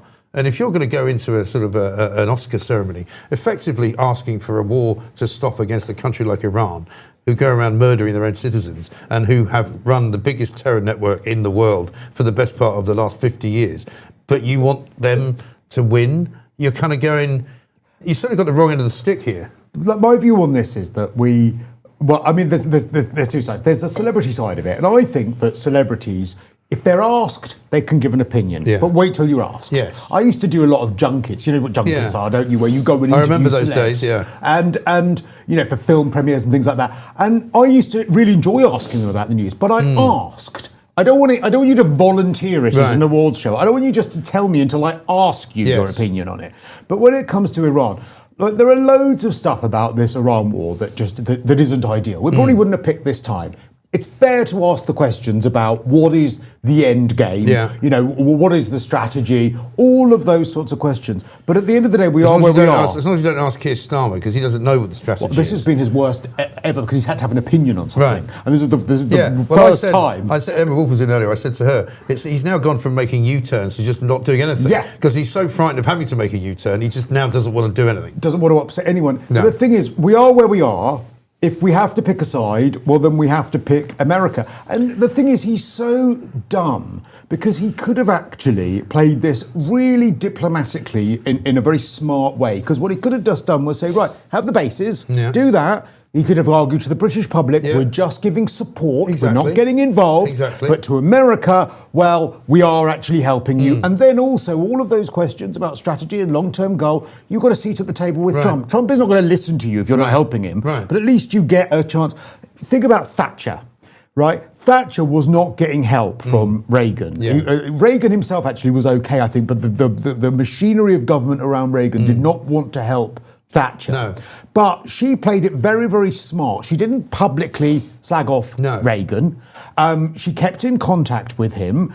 And I think if this was her today, what she would have done would have been given the bases to Reagan, if this was Reagan doing this, but then privately and publicly she would have been supported, but privately she would have handbagged him into oblivion. But we both know, Christo, why Starmer said he didn't want to be involved and why he kept repeating it ad nauseum. We were not involved in the original strikes, because he wanted to placate the Muslim population of Great Britain. It's got nothing to do with the people of Iran, nothing to do with the safety of the Middle East, everything to do with his voting base, which he needs to protect. I think also he's got an issue that he is absolutely now, and this goes back 18 months, obsessed with his backbenchers. Yeah. He rules not for Britain, but for his backbenchers. We saw the budget that Rachel Reeves did, the big budget where, she lifted the two-child benefit cap after having suspended Labour MPs who argued in favour of lifting the two-child benefit cap, yet they tried to gaslight us into telling us that this had been a plan of theirs all along. That was not a budget for Great Britain. That was a budget for the backbenchers of the Labour Party, and that's what he's always thinking about now. So he's ruled by them rather than him ruling them, which is the way in which a strong Prime Minister with a massive majority should be. So we've got the most perverse situation in this country at the moment, where we have a government with a massive majority, which should be being able to be decisive and keep that majority in line, but weirdly that massive majority is in charge of the Prime Minister. Well, it's Dan weird. Hodges wrote a brilliant piece yesterday in the Mail on Sunday, in which he kind of set out why he believes this Prime Minister to be the worst liar of all Prime Ministers. And this is a guy who started out, used to come on my show all the time, supporting Keir Starmer, and I kind of groomed him into understanding that this guy is not what he says he is. He's not all about transparency. He's not all about responsibility. He's not all about cleaning up government. He's actually all of the complete reverse to that. The Lord Ali stuff started coming on in the first month he was there. He started to become an authoritarian, cracking down on people like Lucy Connolly, locking people up for things that they said on Twitter and Facebook. And Dan Hodges actually said this. A couple of months ago, his senior number 10A told me to reflect on calling Keir Starmer a liar. I've reflected, he's the worst prime ministerial liar of my adult lifetime.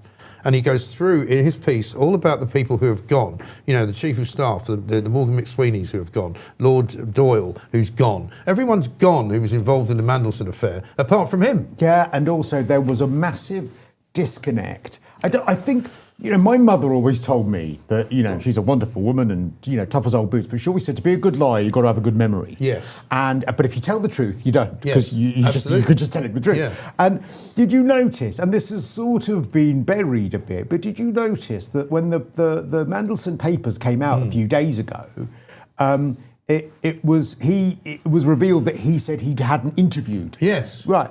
Well, hang on. What about this speech where he said he lied to me and I believed him? Yes. Well, how could someone have lied to you that you didn't interview? Right. So it's happening in plain sight. Exactly. And is he forgetting what he's told us previously, or is he so just is he such a gaslighter that he thinks that we just won't notice, or he doesn't care? I don't know. Well, I wonder about that, because I've asked this question many times, because I used to do it all the time. I mean, I used to get pelters from Downing Street who used to complain to my bosses at Talk, why does Mike Graham keep calling Keir Starmer a liar? Because he is one. Yeah, because he keeps lying every single day. And his whole kind of construct around his kind of childhood, and on the one hand, his mother was great, always looking after the family. The next minute, she was always ill and she wasn't able to look after the family. Then they were really poor. And then his dad was a tool maker. His dad turns out not to have been poor. Then they bought a field. Then there was some donkeys. And you kind of go... And wasn't there some inheritance tax write-off sort of weird thing? Yeah, and he somehow, sort of comprised a way of selling the field on without paying any inheritance tax. The donkeys, very weird. The donkeys would have been good practice for the cabinet, I suppose. Well, it would have been. But this is not what I mean. It's like almost everything he says turns out not to be true. And my word, didn't Rishi turn out to be right? Yeah. When Rishi said he will absolutely put your taxes up, he do not believe a word he says, absolutely spot on, correct. And I don't think we've ever had this before. And do you know what? I was given some really good advice in broadcasting years and years ago, and it wasn't give up before you say it. It was that just in case, just getting in. That was not what I was going to say. Oh, good, all right. But this is so true that they might hate you for your opinion, the audience is, but they'll hate you even more for not having one. Yes. And that is, he has no opinion on anything. Well, there was another piece at the weekend in the Sunday Times about how he literally is a cipher and all he can do is kind of read documents. Yeah. But he doesn't know what to do about having read those documents, what he should then think. Because he's a lawyer, not a leader. Yeah. But you see, I have this issue with people as well. I know loads of lawyers, right? I've had lots of friendships with lawyers over time, and many of the lawyers You've had a lot of time with lawyers. Well, yeah, I have for your career. Yeah, I mean, perhaps more than I should have done, and also divorce lawyers. Yeah. You know, but the thing is that most lawyers that I know, particularly people who practice in court, as barristers, are pretty funny. Very clever, very sort of nimble speakers, right? He's none of those things. I can't, and people have said to me that when he was running the CPS, he very rarely actually appeared in court. He was sort of administrator. He would hire other barristers to do the dirty work in the courtroom. Because I can't imagine him convincing a judge or a jury of anything. Yeah, because you have to have an air of charisma. Because essentially, if you're a lawyer, there's a little bit of showbiz involved. You're a bit of an actor. Of course, you've got to lay it on a little bit thick. And do you remember the other story that turned out to be absolute nonsense, which was the one where he wrote the foreword in the book, which was for The Shamed Lawyer, where they'd gone after and tried to prosecute the British veteran. Oh, yes. And that's as right. it turned out... Shine, the guy Shine, right? And he completely didn't tell the truth on that. Downing Street didn't tell the truth on that. And this actually goes to the heart of what's happening with Iran. Because if you consider that he was swayed, he's so obsessed with international law and doing all things right and all of this stuff. And again, so they said, well, the only way that this could be lawful when it comes to supporting America is if it becomes defensive. So therefore, if Iran attacks us first. Right. Well, firstly, what leader wants to be attacked first? But secondly, that's exactly what Iran did. Iran then said they didn't wait for Britain to be involved to go for Cyprus. No, they'd already attacked Cyprus. Yeah, no, but before Cyprus this was, we'd been asked for help, and the cabinet, Miliband and Reeves advised him, no, you can't do this until it becomes defensive. Yes. Then it's lawful. So we've ended up getting involved. Right. We ended up giving the bases. We ended up sending this warship to Cyprus, which I think is about to arrive a week later. Right. But actually, what we've done is we've waited until they'd attacked us first. I know. So it's lawful because he's so obsessed with all of that. Exactly, and it's completely and utterly mad and completely and utterly inadequate. It's weak. Because in any situation, if you're in a pub or you're walking down the street and you see somebody walking towards you and you go, well, I don't know if they're going to hit me. I'll just wait until they hit me, and then I'll do something about it. That's not what you do, is it? It's true. If you saw someone coming towards you with a knife, you wouldn't go, well, actually, I think I'm going to have to wait until I'm defended. So when the knife is in my throat, that's when I'll think about trying to disarm them. Or maybe call the police or something afterwards. It is mad. It's completely mad. But again, he's driven by this. I mean, as people say at the moment, he's got no chief of staff. He's got no chief of communications. He was pretty useless when Morgan McSweeney was there. Yeah. But he now is completely rudderless, and he's obviously being run with this hand up his back by Ed Miliband. But also the other thing is, it's not like we can say that, all right, well, at least everything else is motoring along okay. The economy is completely flatlining. Our benefits bill is the highest that it's ever been. Our debt is the highest that it's ever been. Taxes are the highest that they have ever been. Smashing the gangs became one in, one out, became, reduced. Do you remember when he went? Do you remember when he went to China and he came back? We were spending billions in China. He came back with a little bit of a deal for Scottish whiskey and a deal where up to 60% of the parts used in the dinghies were going to stop the small boats because China was going to stop supplying them. Which, funny enough, haven't stopped the small boats at all. And so nothing else is working anyway. No. It's not like you can point to another part of the job and say, well, OK, he's rubbish over here, but this bit's OK. None of it's good. No, and every week I say to people, it can't get any worse than this, surely, but it keeps getting worse. And they keep, I mean, as you say, this latest sort of, crisis, because there literally has been one every week in Iran, is the worst one yet. Yeah. Really is. And, the one thing I used to point to that I would defend him on, actually, the one thing would be, you know what, I think actually he seems to have played Trump okay, and he and Trump seem to be doing okay. I actually thought, to his credit, bringing out the invite from the king in front of Trump was a really good move. That was very cringy, though. It was, but that's when exactly what Trump letter, wants. the sort of Uriah Heep style thing. But I think that's how you deal with Trump. Trump wanted that done in front of the cameras. I mean, even you, Christo, would have some, self-esteem. And if somebody said I'm not to sure you... I would. Well, maybe you wouldn't, but maybe I'm barking up the wrong tree. But if somebody said to you, look, go and sit, and this is what he likes. He likes you to be sedulous. He likes you to be a bit creepy around him, a bit, kind of oily. Even you would probably go, well, I'm not doing that. Sorry. Because it was embarrassing for Britain. I watched that and thought, that is embarrassing for Britain. I disagree. I think that is... I understand your point, but I think that's how you deal with Trump. Because Trump absolutely loved that. Yes. He absolutely loved it. And I thought, you know what? Okay, at least you are maintaining our relationship with America and you are dealing with Trump in the way in which you should. Yeah, and then he screwed that up. No, but at the cost of looking like a simp. At the cost of looking like a gimp, that. And any other words you want to end with IMP. Wimp, simp, wimp, simp, gimp. I mean, that's what he looked like. Limp. He might as well have got back in the box at the end, gimp sleeping, He might as well have done, because that's what it looked like, I just want you to know, I wanted on the record today that I would not have any dignity or self-esteem in that instance. Fine. Speaking of which, have you seen the stories about Mandelson lately, right? So there's apparently, I don't know why the Metropolitan Police have decided to go over. It's a piece of the Times there. What's it saying now? Basically, the Met Chief's going to go over to America. I don't know why he has to physically go there. I'm sure there might be some jollies involved. But he's going to ask for the production of some redacted documents or some documents that we as yet have not seen about Mandelson. This follows on from the stories of the weekend, where Mandelson was apparently being supplied with Botox, Xanax, and various other, toxic chemicals. Well, it's a quiet night for me. Well, asking to be supplied with various different substances, right? Presumably to pass on to other people. I don't know. We're talking about legal substances. Yeah. Well, like tablet, not really. like No, because prescription. Xanax is not legal. I don't think in the UK.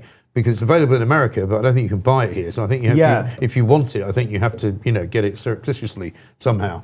Right? In the same way that Valium, for example, you can't buy Valium. No, you need to be prescribed Valium. You can buy it over the counter in Thailand. Yeah, well, that's quite a long way to go if you've got a headache, though, isn't it? But the thing is, if you want to buy those kinds of drugs, you have to buy them illegally. Yeah.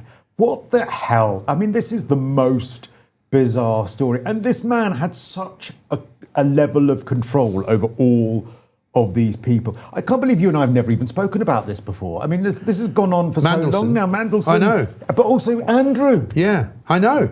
What's going on with him? I honestly, I mean... Because you do like a royal podcast, don't you? Yeah, well, I do sometimes. And I'm doing a royal show on Channel 5 at the moment, actually, where we've been... I should have known that. Lip reading the royals. Yeah. And and I'm not just saying it's a brilliant show, because what they've got is a team of experts, myself one of them, and lip readers. Yeah. Lip reading what they say to each other when they don't think that when they're not on mic. Right. Because they haven't done that thing. Because have you noticed that thing that people now do in sport, where they go like this? And they sort. Because it was Ryan Reynolds was watching his team Wrexham play down at Chelsea the other week. We played the clip actually because they had an interruption in the middle of the game because a Muslim player wanted to have some Ramadan refreshments being broken. And you could see that whoever was Ryan Reynolds' kind of PA or whatever was explaining and was doing all this. Clearly explains to him what was going on. And you could see Reynolds going, what? What are you talking about? Why are they stopping the game? But he's doing it like that. No, he wasn't doing it. And so you couldn't see his lip moving, but you could just see his expression. And his expression was one of kind of, crikey, what is that all about? That's interesting, because it's what people don't expect that people are going to know that they're saying. And do you remember, so they lip read the clip of, do you remember, I can't remember whose funeral it was. I want to say Duke of Kent, maybe? It might have been. Was that the one when Andrew came up to William? Yes, and William was just really didn't want to talk to him. Yeah, well, in that, Andrew says to him, I haven't had a chance to talk to you anymore, but I hope you know I've learned my lesson and that you can forgive me. Really? Yes. Crikey. And it's mad. And William doesn't respond, right? William just goes and sort of responds behind his hand because he knows I've got great faith in William because he's smart and he knows what it would have looked like to have had a photo or video footage of them two chatting away to each other or smiling with each other. I've got faith in him because I think he gets it, and it was him that was without a doubt the driving force behind Andrew. Well, do you know, it's a pity that there isn't some video footage of that great picture that we saw at the weekend of Mandelson, Andrew and Epstein in one place. Have you seen that? Bathrobes. Yeah, I know. What is it about bathrobes? And there's the other one with Mandelson in his tighty whities. Yeah. I mean... It's not a good look, though. I mean, you know, I can't complain. There's enough photos of me in my underwear out there that I can't complain about what's going on. But they're certainly not in the company of Mandelson. You and Chris Bryant. You know, two most famous underwear pictures of all time. Chris Bryant, not least because of what's on the shelf behind him. I don't know if you've ever looked at that, but if you look at the shelf behind him, you'll see on the shelf behind him? I'm just going to send you that as a task for next time you come in. You can report back.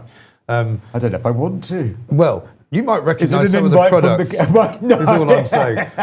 But then the aftershave, yeah, I'm sure, is what you're talking about. And then you know, you've got this whole kind of idea of an obsession with massages. You know, and how many massage. You know, we learned about Andrew the other day, didn't we? That some woman whose name I forget, who was one of his kind of assistants, paid 75 quid to some South African masseuse for a massage from an official Buckingham Palace account. That's right? So dodgy. It's so dodgy. And the idea that they didn't think anyone would ever find out or that anybody would notice, it's just mind-boggling, isn't it? And also, the if you look at the emails, the pizza thing, delivery, and what that actually is alleged to mean, which is, you know, if you're delivering a pizza, you're delivering potentially some potentially underage, potentially overage. I don't know, but there is certainly a sinister side of it. And when I first heard about that, it really put the Pizza Express excuse into a weird, horrible context. Actually, that's true. I never thought of that. Yeah, there's why I wouldn't be bringing pizza into this. No,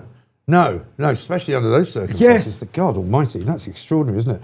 A couple of other things to discuss.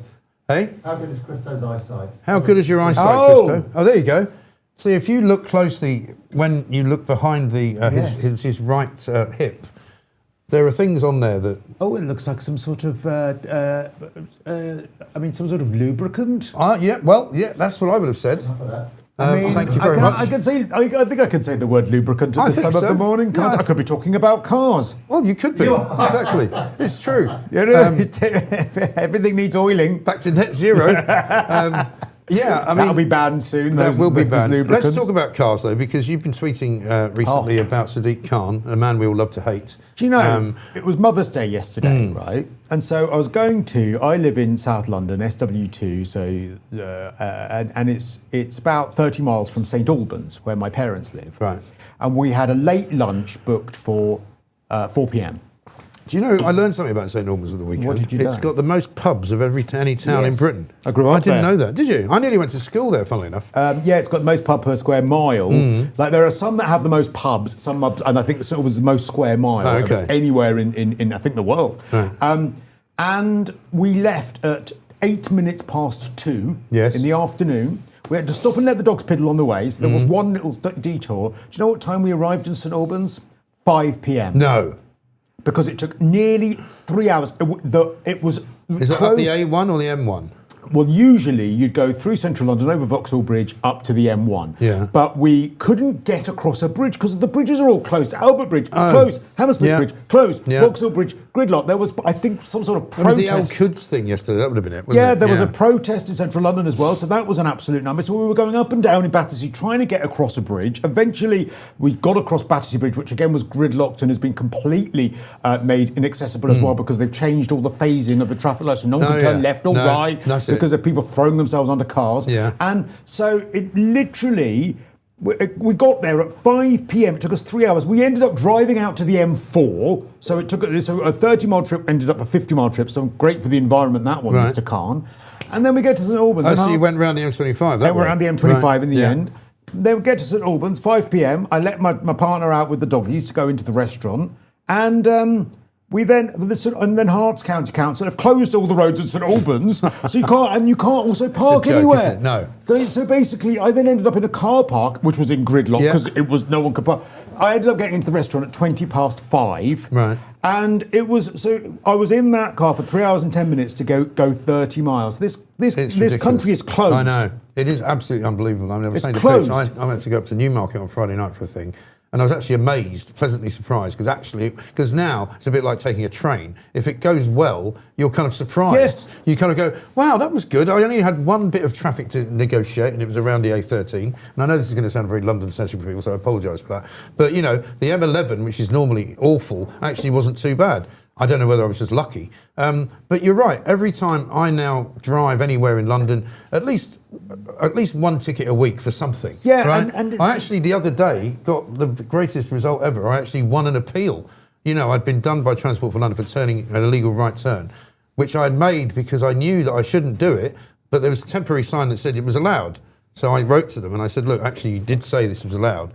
And they chucked it out, which is the first time I think in my life that they've done that. It is. But driving is now, and now the latest that you were revealing on your Twitter feed was that Khan now wants to go after people with SUVs because he thinks they're dangerous. And he wants to put an extra charge. Again, he doesn't want to stop you driving it, just wants you to pay more. And he's pivoted away from it being about pollution because he knows he can't fleece people on that now because of the ultra-low emission zone. Yeah. And by the way, you're right, this is London, but if you're listening across the UK, what happens in London happens across the UK. Well, and Manchester all is look just as very bad. much at this. My son's at Absolutely. the University of Manchester, right? And he's in Salford, and we took a cab to get into the centre of town. We ended up getting out of it. And I said to the cab driver, why is the traffic so bad? He said, it's all these bus gates and bus lanes and, you know. What if you're disabled or you're not so mobile? It's an absolute nightmare. And so now he's pivoted away from that, saying actually it's the height of the SUV bonnet might kill a child. Well, firstly, SUVs nowadays, if they are modern, are so safe when it comes to... I can't, even in my car, which is not an SUV, I can't hit a child because the brakes come on automatically, so they're so safe. Yeah. But secondly, imagine, this is why he's such a repellent little man. Imagine you have then got rid of your car and bought an SUV to get out the ultra-low emission zone, which he made everyone do, and then he says, I'm going to bring in a charge for an SUV. And he waits. Well, it's like all these people that bought electric cars because they thought, one, it was virtuous, but also they'd have no tax. And I went, don't worry, there will be tax. Once they've worked out that actually you're not giving any road tax, they'll come up with a way of doing it. And of course, now they have. And then they all say, actually, sorry, they do pollute because of the tyre emissions and the weight of the car, all this stuff. And the but brakes. They wait. And it was exactly what Labour did when they were in power in government. Remember they subsidised everyone to buy diesels and then brought in a charge for diesels? And guess who it was that said buy a diesel? It was Ed Miliband, who was then the Environment Minister. Anyway. And Sadiq Khan was a minister in that government as well that said buy a diesel. Yeah. Awful Shocking. people. Do you know what you just reminded me? I need to pay for my parking. Yeah, I know. I do. What, here? It doesn't work at the moment. Does it not? I'm going to pay by phone. You can try. But don't worry, because we're going to kick you out now, because we've got Ann Widdecombe to talk to. Am I done now? No, well, you can stay if you want. Oh, no, I'm done. All right, I'll go. No, Pooch is the guy, is the boss. You want to stay? I'll stay. All right. Well, do you want to get your parking sorted I'll get my parking We'll sorted. do some news. All right. Okay, there's a couple of comments, though. Okay, great to see Christo, a clever guy with a great sense of humour. Oh, that's from your mum. Thanks, Mum. That's from Simon. It's a bottle of fairy liquid behind Brian. Good luck using that as a lubricant. You'd end up looking like a rabid dog bitten your ass. Well, you say it's a bottle of fairy liquid, but I'm not sure you're right like about a phone that, party down there. Says Ian. Yeah, exactly. It could be that. Get the old plastic out. Now, the hands that do dishes. Should we get some news with Edward Hughes? Good morning. I'm Edward Hughes with your news. In the UK today, a serious meningitis outbreak at the University of Kent in Canterbury has claimed 2 lives, with 11 more students seriously ill. Health officials are rushing antibiotics to those affected amid growing concern over campus clusters. Energy bills remain a major worry as the ongoing Iran conflict drives up global oil prices. Prime Minister Keir Starmer is set to announce emergency support packages today for households hit hardest, especially those using heating oil, with wider help promised to ease the cost of living squeeze. Politically, tensions linger from the weekend's restricted Al-Quds Day protests in London, where police contained demonstrations amid Middle East war fallout. Elsewhere, the government is accelerating nuclear power plans to boost energy security. That's the latest from the UK. More details throughout the day. Please remember to like and subscribe. Laters, Tigers. Edward Hughes there with the latest news. We'll bring you some more of that coming up at the top of the hour at 9 o'clock. It's coming up to 8:39, time for Widdy's Weekly. It is, of course, Ann Widdecombe, the woman who speaks more common sense than any other woman in the entire country. Ann, a very good morning to you. Morning to you. Very nice to see you. We can tell what policy the Downing Street machine is going for by simply reading the Times these days. It is so slavishly pro-Starmer that you only need to look at the headlines on the front to see what line they're trying to sell. And today's line that they're trying to sell is that the Prime Minister is resisting Donald Trump's call for warships in the Strait. Surely the more likely truth is that we don't have any ships to send to the Strait. Therefore, he's going to try and make himself look like he's standing up to Donald Trump, because that's what they've spent all weekend coming up with in Downing Street. But it's a complete sham, isn't it? Well, either we don't have the ships or we do have the ships, but they're in dock. It's usually one or the other.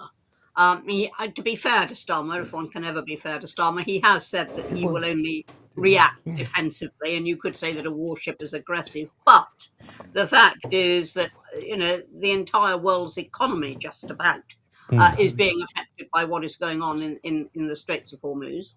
And if our major ally asks for warships, then, we should send warships if we got them. Yeah, but we haven't. That's the point. I mean, what I did, I read out a whole list of the ships that we do have, and we've got something like, I think, 10 or so destroyers. We've got something like 14 or so frigates, a couple of aircraft carriers. And HMS Dragon is literally the only one which is available, which is why it's the only one they've been able to send. But even now, I'm told it's not anywhere near Cyprus yet. It's actually been anchored off the coast of Cornwall. Oh, there's your cat. Sorry about that. That's we like the cat. That's great. Brilliant. Sorry about that. No, don't worry. Don't worry. The cat's clearly got clearly got great discrimination. Yeah, what's the cat? I think you've told us the cat's name before, haven't you?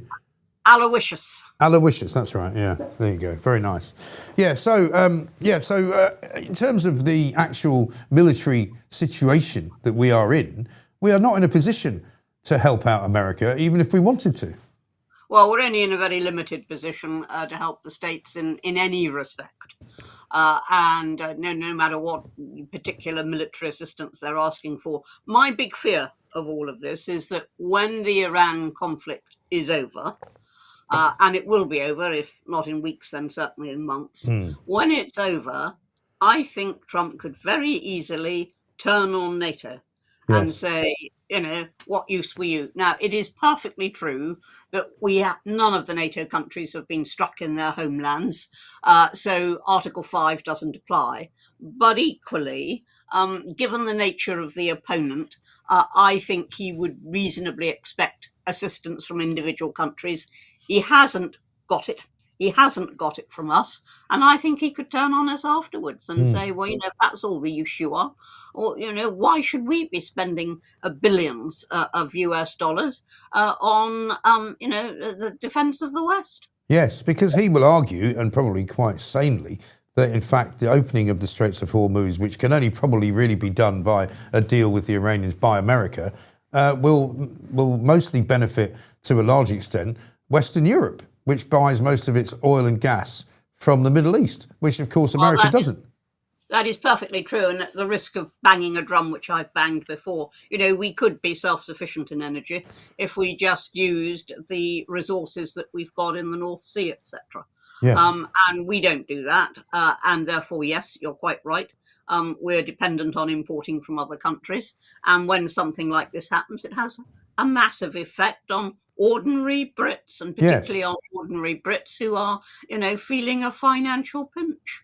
Yes. Well, we're told this morning that Rachel Reeves is going to make some kind of announcement today. We're not sure exactly what the timing is on it, but in which basically help is going to be on the way for people paying energy bills. But I don't know what your thoughts are on this, but obviously it was something that Liz Truss did when she was Prime Minister, because energy bills were so high thanks to the invasion of Ukraine.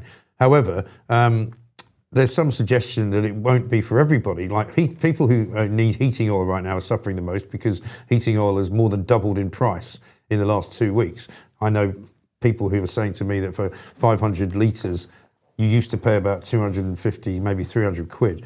It's now over 750, 800 quid for the same supply.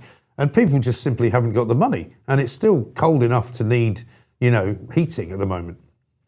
Yes, and the government should supply some kind of help, given that it's an international crisis and not anybody's particular fault. So yes, the government should help, but, Mike, it would have been so much better if right from the start the government had looked after the nation's defences and were able to react in a situation like this and able to help our allies and able to help in any relief operation that there is in the Strait of Hormuz. It would have been so much better if we had done all of that. As it is, we're now addressing the situation piecemeal. And yes, it is absolutely essential that ordinary households are helped through this. And, I use oil. The next refill is going to be massively expensive. Right. Yeah, and I mean, a lot of people ask the question whether it's right that these oil companies and these supply companies who will have bought the oil that they're about to sell you some months ago, why should they be allowed to put the prices up as much as they have, given that they paid a lot less for what they're about to charge you a fortune for? Well, that is something for the government to look into, and that is something for the government to take action on. Right. If they can show that is what has happened, and I think it almost certainly has. So they need to take action on that. This is not a time for profiteering. This is a time for everybody to pull together, and that includes the massive, profit-making oil companies. Right. Meanwhile, of course, Ed Miliband was out and about at the weekend. I don't know whether you saw him doing his morning rounds. Still obsessed with net zero. Still urging that we spend money making the streets of Hormuz safe, while not spending any money drilling for oil on our own shores. Well, as I've said, we could be so easily self-sufficient in energy. Yeah.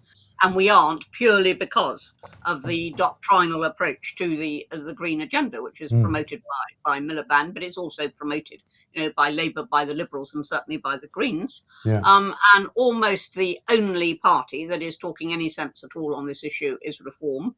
And the Tories have come in behind us somewhat belatedly, but they have. But the fact is that we are betraying the country by not keeping us self-sufficient, as I've said before, in defence, in energy, and in basic foodstuffs. We are not self-sufficient in those, and that means, therefore, that we are vulnerable, and we shouldn't be. We've got all these reserves. We've got farms that could farm instead of having to leave land unproductive. We've got all that we need, but we simply don't put it first. Yeah, I know. It's extraordinary. Have a look at this, though. This is, I think, a pretty good indicator of why the Tory party is a bit out of touch at the moment. This is a video that got put out over the weekend by Cammy Badenoch and James Cleverly, talking about housing. And this is one for Christo, who's sitting next to me here, because you know a thing or two about the property market. Have a look at this video. Hello. I'm so glad you called. I've got a great deal for you. For most people, buying a home is a huge milestone, but for too many, they're priced out or stuck where they are. Rising costs, huge deposit, and of course, stamp. Stamp duty is a tax on aspiration. So, at Kemi & Co, the Conservative Party, we have a simple solution. Conservatives have a plan to scrap stamp duty on your family home, saving you thousands. And it's fully costed through our £47 billion savings plan. So we'll help you get moving without piling up more debt. Lower taxes, more people moving home, simple. Conservatives believe moving home shouldn't come with a massive tax bill. So we've got a plan. Scrap stamp duty. Get Britain moving. If you agree with us, send Labour a message at scrapstampduty.com. I mean, I'm sorry, that just tells me that they're a bit, it's not just a bit out of touch. It's like, is anybody in central office going, there is actually a war going on in the Middle East, and people are not worried about moving house. They're currently worried about, one, getting hit by a missile, or two, not being able to afford to heat the house. Well, absolutely. I mean, it is a bit farcical. It is a bit off-key at this moment. And it's not even an original policy. So, one just despairs of the ineffectiveness of what is supposed to be the official opposition. And the official opposition, we should remind ourselves, got all of 706 votes in the recent by-election. I mean, 706 when the government is unpopular and they're supposed to be the official opposition. They're useless. I know, it is pathetic, isn't it? Somebody sent me Louise says, Angela Rayner will love Kemi & Co.'s new idea.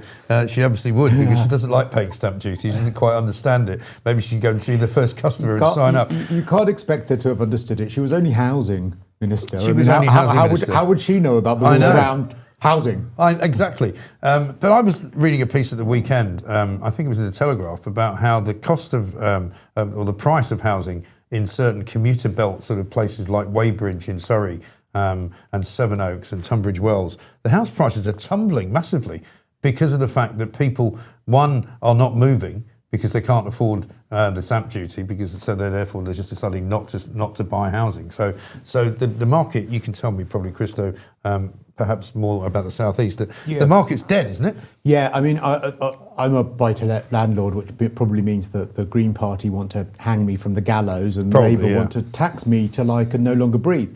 And the flat market certainly in the southeast has absolutely collapsed. I mean, it's some first-time buyers are finding it a little bit easier as a result of that, but of course, what idiots don't realise is that that's a very small number of people. Because when the market collapsed, traditionally mortgage criteria clamps down, so therefore it becomes harder for people to get a mortgage, which is not good for first-time buyers. The market of houses themselves in London is still just about holding on, not brilliant, but just about holding on. But certainly when it comes to flats, absolutely crashing, and a lot of new builds, interestingly, as well. I've seen loads online with people who bought new builds with Help to Buy and all of that kind of thing, hoping that the market remains robust. They're actually making losses now, trying to sell them. With Anne, isn't it? With all of these kind of ideas. I mean, this is how the subprime nightmare began, because I remember talking to my friends in America who were saying, I've been reading stories about, some woman who's a bus driver in Maryland has just been given a $1 million mortgage because she wants to buy a big house. She's got a lot of kids. And of course, as soon as the property prices started dropping, they were all defaulting on their loans and they couldn't pay. Indeed, and we do, or most of us at any rate, can remember, the economic collapse that hit the West and that hit this country almost immediately after that started to become a phenomenon. So, I mean, yeah, sure, quite right. There are all sorts of dangers when something like this affects property. But on the other hand, I am expecting, and I may be overly optimistic, but I am expecting that this war will not drag on forever, and that there will be some easing of the situation in Hormuz, if not tomorrow morning, at least within a reasonable timescale. Okay. So, I can just hope for that. That's all I can say at the moment to people who are going to struggle. I mean, in the property market, in the energy market, all the rest of it. I can only say that I don't think this is going to become one of those long, drawn-out efforts. Well, I hope you're right, because I think people are going to be suffering longer and harder, perhaps, than they've ever done before. Anne, great to see you. Tell us about your Substack, as ever. Oh yes, all you have to do, you don't have to note down the exact address. If you Google Ann Widdecombe Substack, you'll come to it, and it comes out roughly twice a week on a Wednesday and on a Sunday, and it's a mix of political and social comment, and it's a bit like my old Daily Express column. So if you miss my Daily Express page, go to my Substack. Brilliant. Great stuff. Ann Widdecombe, brilliant to talk to you, as ever. Val says, love Ann, she's the best. And with our best regards to Alan Wishes, the cat, as well, who made a little appearance. I don't know whether you saw. Oh, I didn't see the cat. While she was on. Christo's also still here. We're going to talk to Maggie Oliver now, though. But we've got a clip, I think, Pooch, haven't we, of Maggie Oliver, which we can play just before we speak to her, because she had some interesting news last week. That this will shame those in power and make them re-examine their principles and their conscience, and that they will bring in the 20 recommendations that were the result of a 7-year inquiry. The government are quite right. We can't force them to do anything, but they are meant to represent the country, and the country wants this. Victims want this, children want this, and to safeguard future generations of children, these recommendations need to be the starting point to change. If the government still refuse, then at least the whole country will know that these are just empty words. And that begs the question, why are we going to put ourselves through another 3 years of a grooming gang inquiry and all the trauma that brings up? If at the end of it, the government can just say, oh, no, we don't want to do this. We don't care. We're not going to bother implementing these either. So I think it's a very important moment to bring this action. Maggie Oliver, of course, the founder of the Maggie Oliver Foundation, joins me now. Maggie, very good morning to you. Good morning, Mike, and good morning, Christo. I can see you hiding in the corner. Morning, Maggie. Nice to see you, as always. Great stuff. Disappearing every time I see you. More and Bless more. you.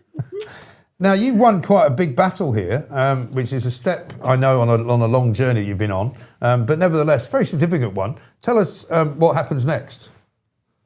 Oh, well, it's the first time for me, Mike, trying to take a government to a judicial review. Yeah. But I was made aware after we won this first step in a long battle that this is a historic moment because nobody has ever won a judicial review against a government in this way before.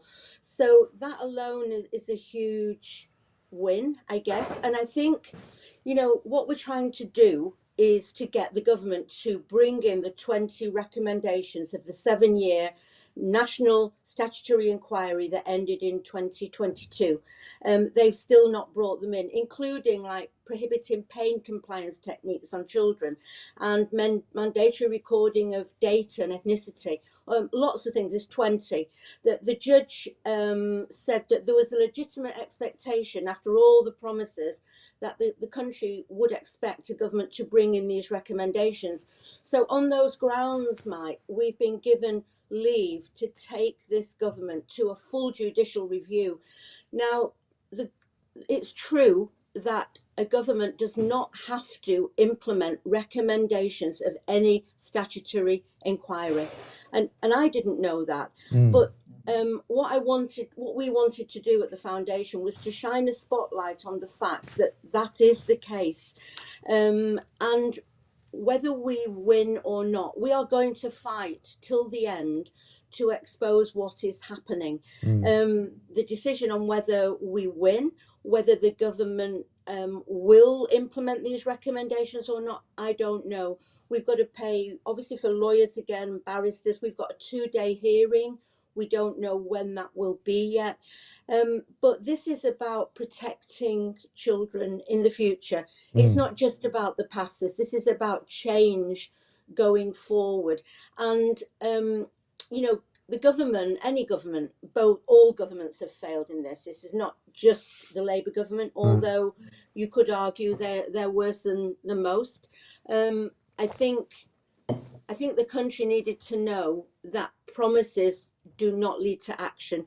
Words are meaningless if they're not followed by implementation of the changes that we need. So I guess we're going to try our very, very best. And I think this is an important moment as we're looking at this new grooming gang, rape gang inquiry. That also will be a statutory national inquiry. We don't know yet what the terms of reference are. And in all honesty, I'm not holding my breath that it will deliver what victims, survivors, and I want. But the question has to be begged, has to be asked. If after another 3-year inquiry, any recommendations that come out of that just, again, sit on a shelf gathering dust, why are we going to put thousands of victims through another 3 years of hope and trauma and pain when there is absolutely no guarantee that whatever comes out of it will lead to change? That's an important principle, really, Mike. No, of course.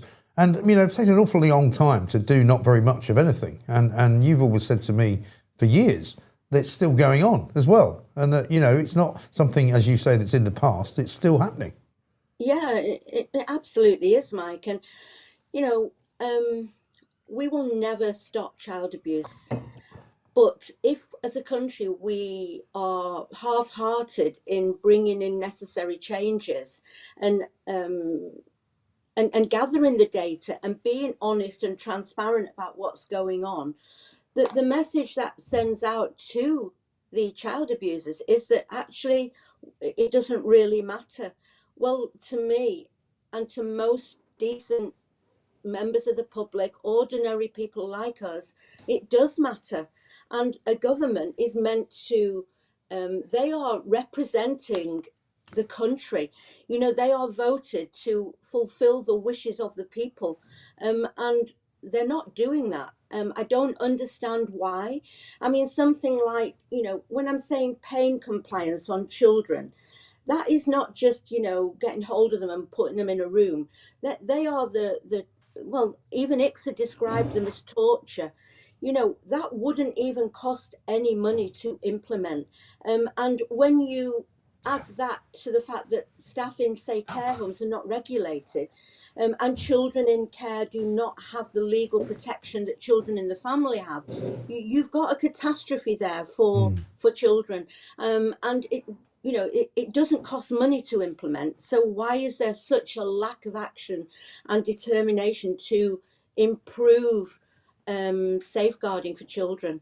No, exactly. I mean, Christo, you and I have been talking about this probably with Maggie for many years. But the government doesn't seem to have its heart in it, does it, really, this government?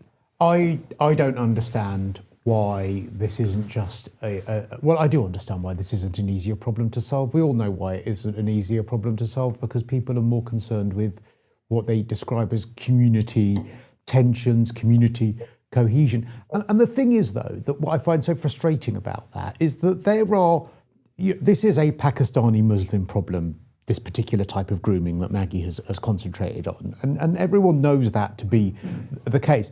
But there are many people of Pakistani Muslim origin who are as outraged about this as those who perpetrate these heinous crimes. And you're actually letting them down because because these morons in charge, there's an assumption that, oh my God, we can't upset anyone. Yeah. And that's racist within itself, because those people are also being let down, and then they're also being tarred with the same brush. So that's why it's so utterly moronic. But I just want to remind everyone of something, actually, because I don't know if even you're aware of this. Maggie, I might embarrass you now, but you actually lost your house doing all of this, didn't you? You know that by losing her job, she lost her home. You lost everything fighting for this, didn't you?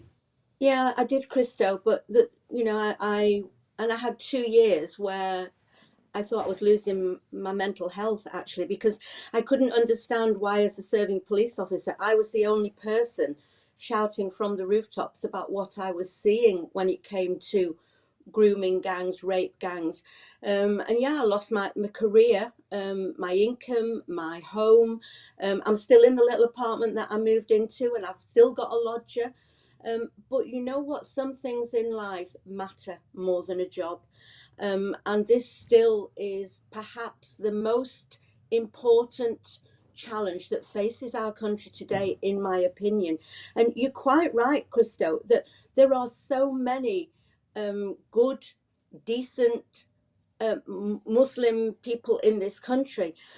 What I find, I guess, disappointing, although I understand why it might be, I want them to join this conversation, because the men who abuse these very vulnerable children are horrendous human beings, whatever their religion, but they've used their religion as an excuse to allow them to rape, young children of 11, 12 years old.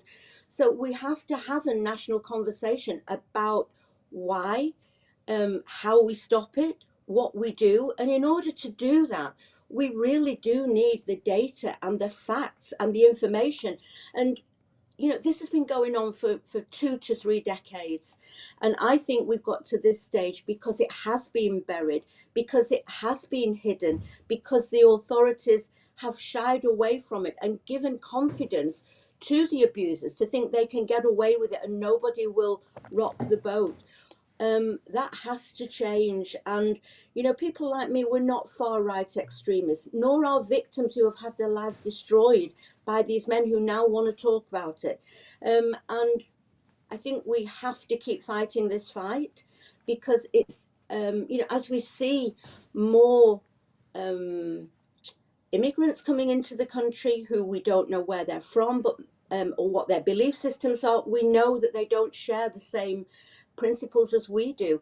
And I see this as just getting worse unless we really, really seriously get a grip of it, have a national conversation, put pressure on the government to bring in the changes that we need, and then children will have a much better chance of being protected in the future. Yeah, so I absolutely. don't think it's a conversation we can shy away from. I really don't. No, quite right. And I see you got an award the other day up in what is it called? The Power Women of the North or something like that? Yeah, the Northern Power Women Awards. Yeah, right. My charity, the Maggie Oliver Foundation, we were nominated for and won our very first award. I've won awards as me with my, rabbiting on. But the work that goes on in the foundation, the team we have is just incredible. I'm trying to build an army of people who share my beliefs and passion and won't give up and are, bloody difficult. And we are doing that. And to be recognised in that way, I think there were 92 judges.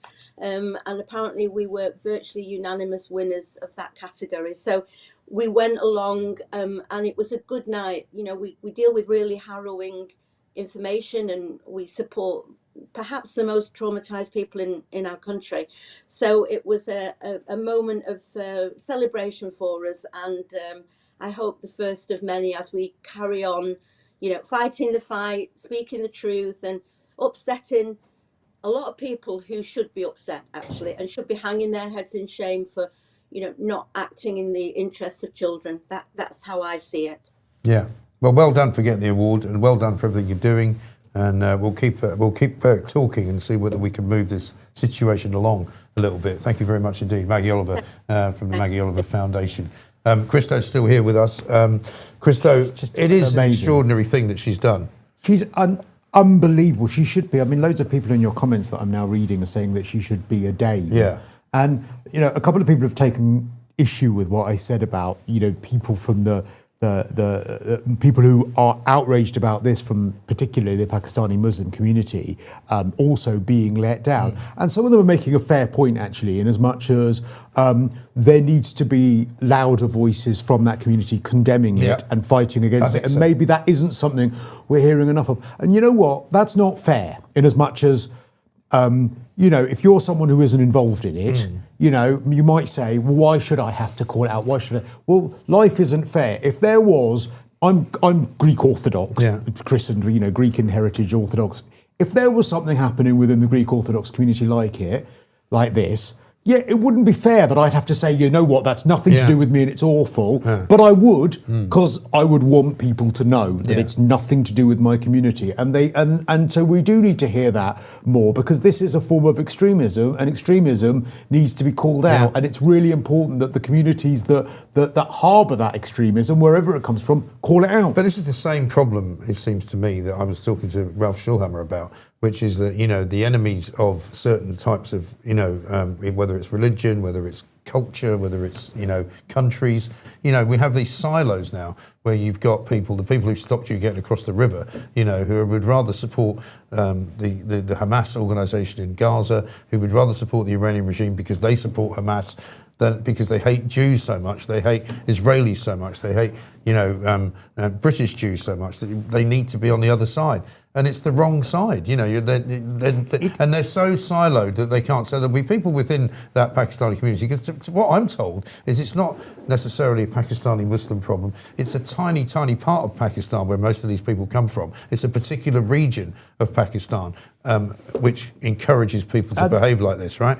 And so, but the reason that the people won't speak out about it is presumably because they go, well, that will mean I'm somehow betraying my brothers. Well, yeah, but you're not. You're doing the right thing. It's what you should be doing. Absolutely, and you're making it clear. And you know what? The other thing that is probably worth pointing out is that, so my partner is Middle Eastern Christian, but he is very well versed on that area. And It's so funny. We were watching something the other day. We love our trash TV. Yeah. And we were watching, this is related to this, I promise. But we were watching like on Netflix, you know, Dubai Bling. Yeah. It's like one of those like Only Wears Essex type Real Housewives shows. And these were like Muslim women in Dubai who were like driving around in Ferraris in glamorous designer clothes. And I said to him, and he's much more well versed on this than I am, I said, well, hang on, what's going on there? Because there is a perception that that is not how Muslim people are, and that Muslim women particularly are.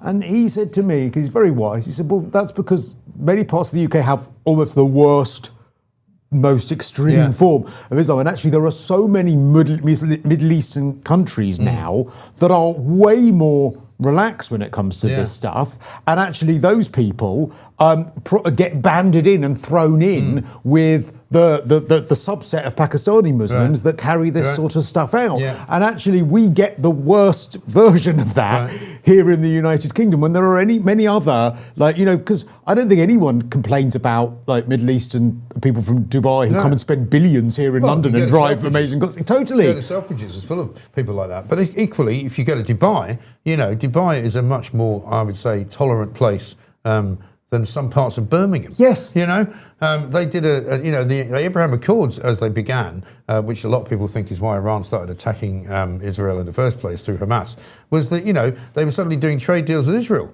you know, and my daughter who lives in Dubai said that, you know, it's really interesting now watching Jewish people, El Al, flying planes into Dubai, which they hadn't done for years because there was a sort of embargo and all of it. You know, they were all getting along fine. You know, and then suddenly October the 7th happened and it all got fractured. But the Muslim Brotherhood, for example, is outlawed in the Middle East, but it's not outlawed here. And there was the story. I mean, nothing demonstrates this further than this weird version and this weird situation we've ended up here in the United Kingdom, where, do you remember the story a couple of months ago of the Middle Eastern universities that were advising against students coming to the UK because there was a chance that they would be radicalised? Now, these are Middle Eastern countries saying you will be radicalised into an extreme form of Islamism here in the UK. That is mental. I know. Absolutely mental. And also, talking of Dubai, that's another reason why I think they can't let this go on for too much longer, because there's a piece written today by my daughter, funnily enough, about how Dubai and UAE has been the biggest single country attacked by Iran outside of Israel. And they've had thousands of ballistic missiles fired in. People are still living there. People aren't moving. People are going, we're going to stay here. We still think it's a pretty safe place. But, you know, the sort of the economic cost of all of that, if people stop going there, for example, I don't know whether people are going to do that, but if people are going to say, well, you know, I don't really fancy going on holiday to Dubai at the moment, it's a bit dodgy, you know, they won't want that to be the case. So they'll want it done and dusted. What a moron, though, Ed Davey was saying about how...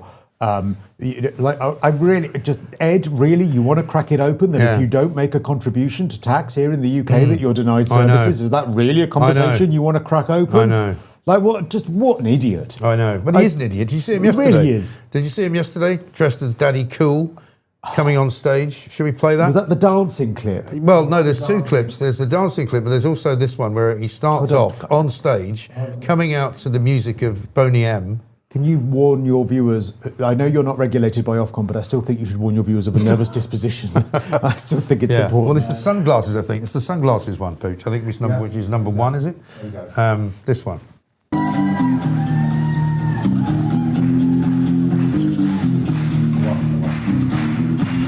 There's nothing on the big screen for some reason. Conference, please welcome the leader of the Liberal Democrats, Ed Davey.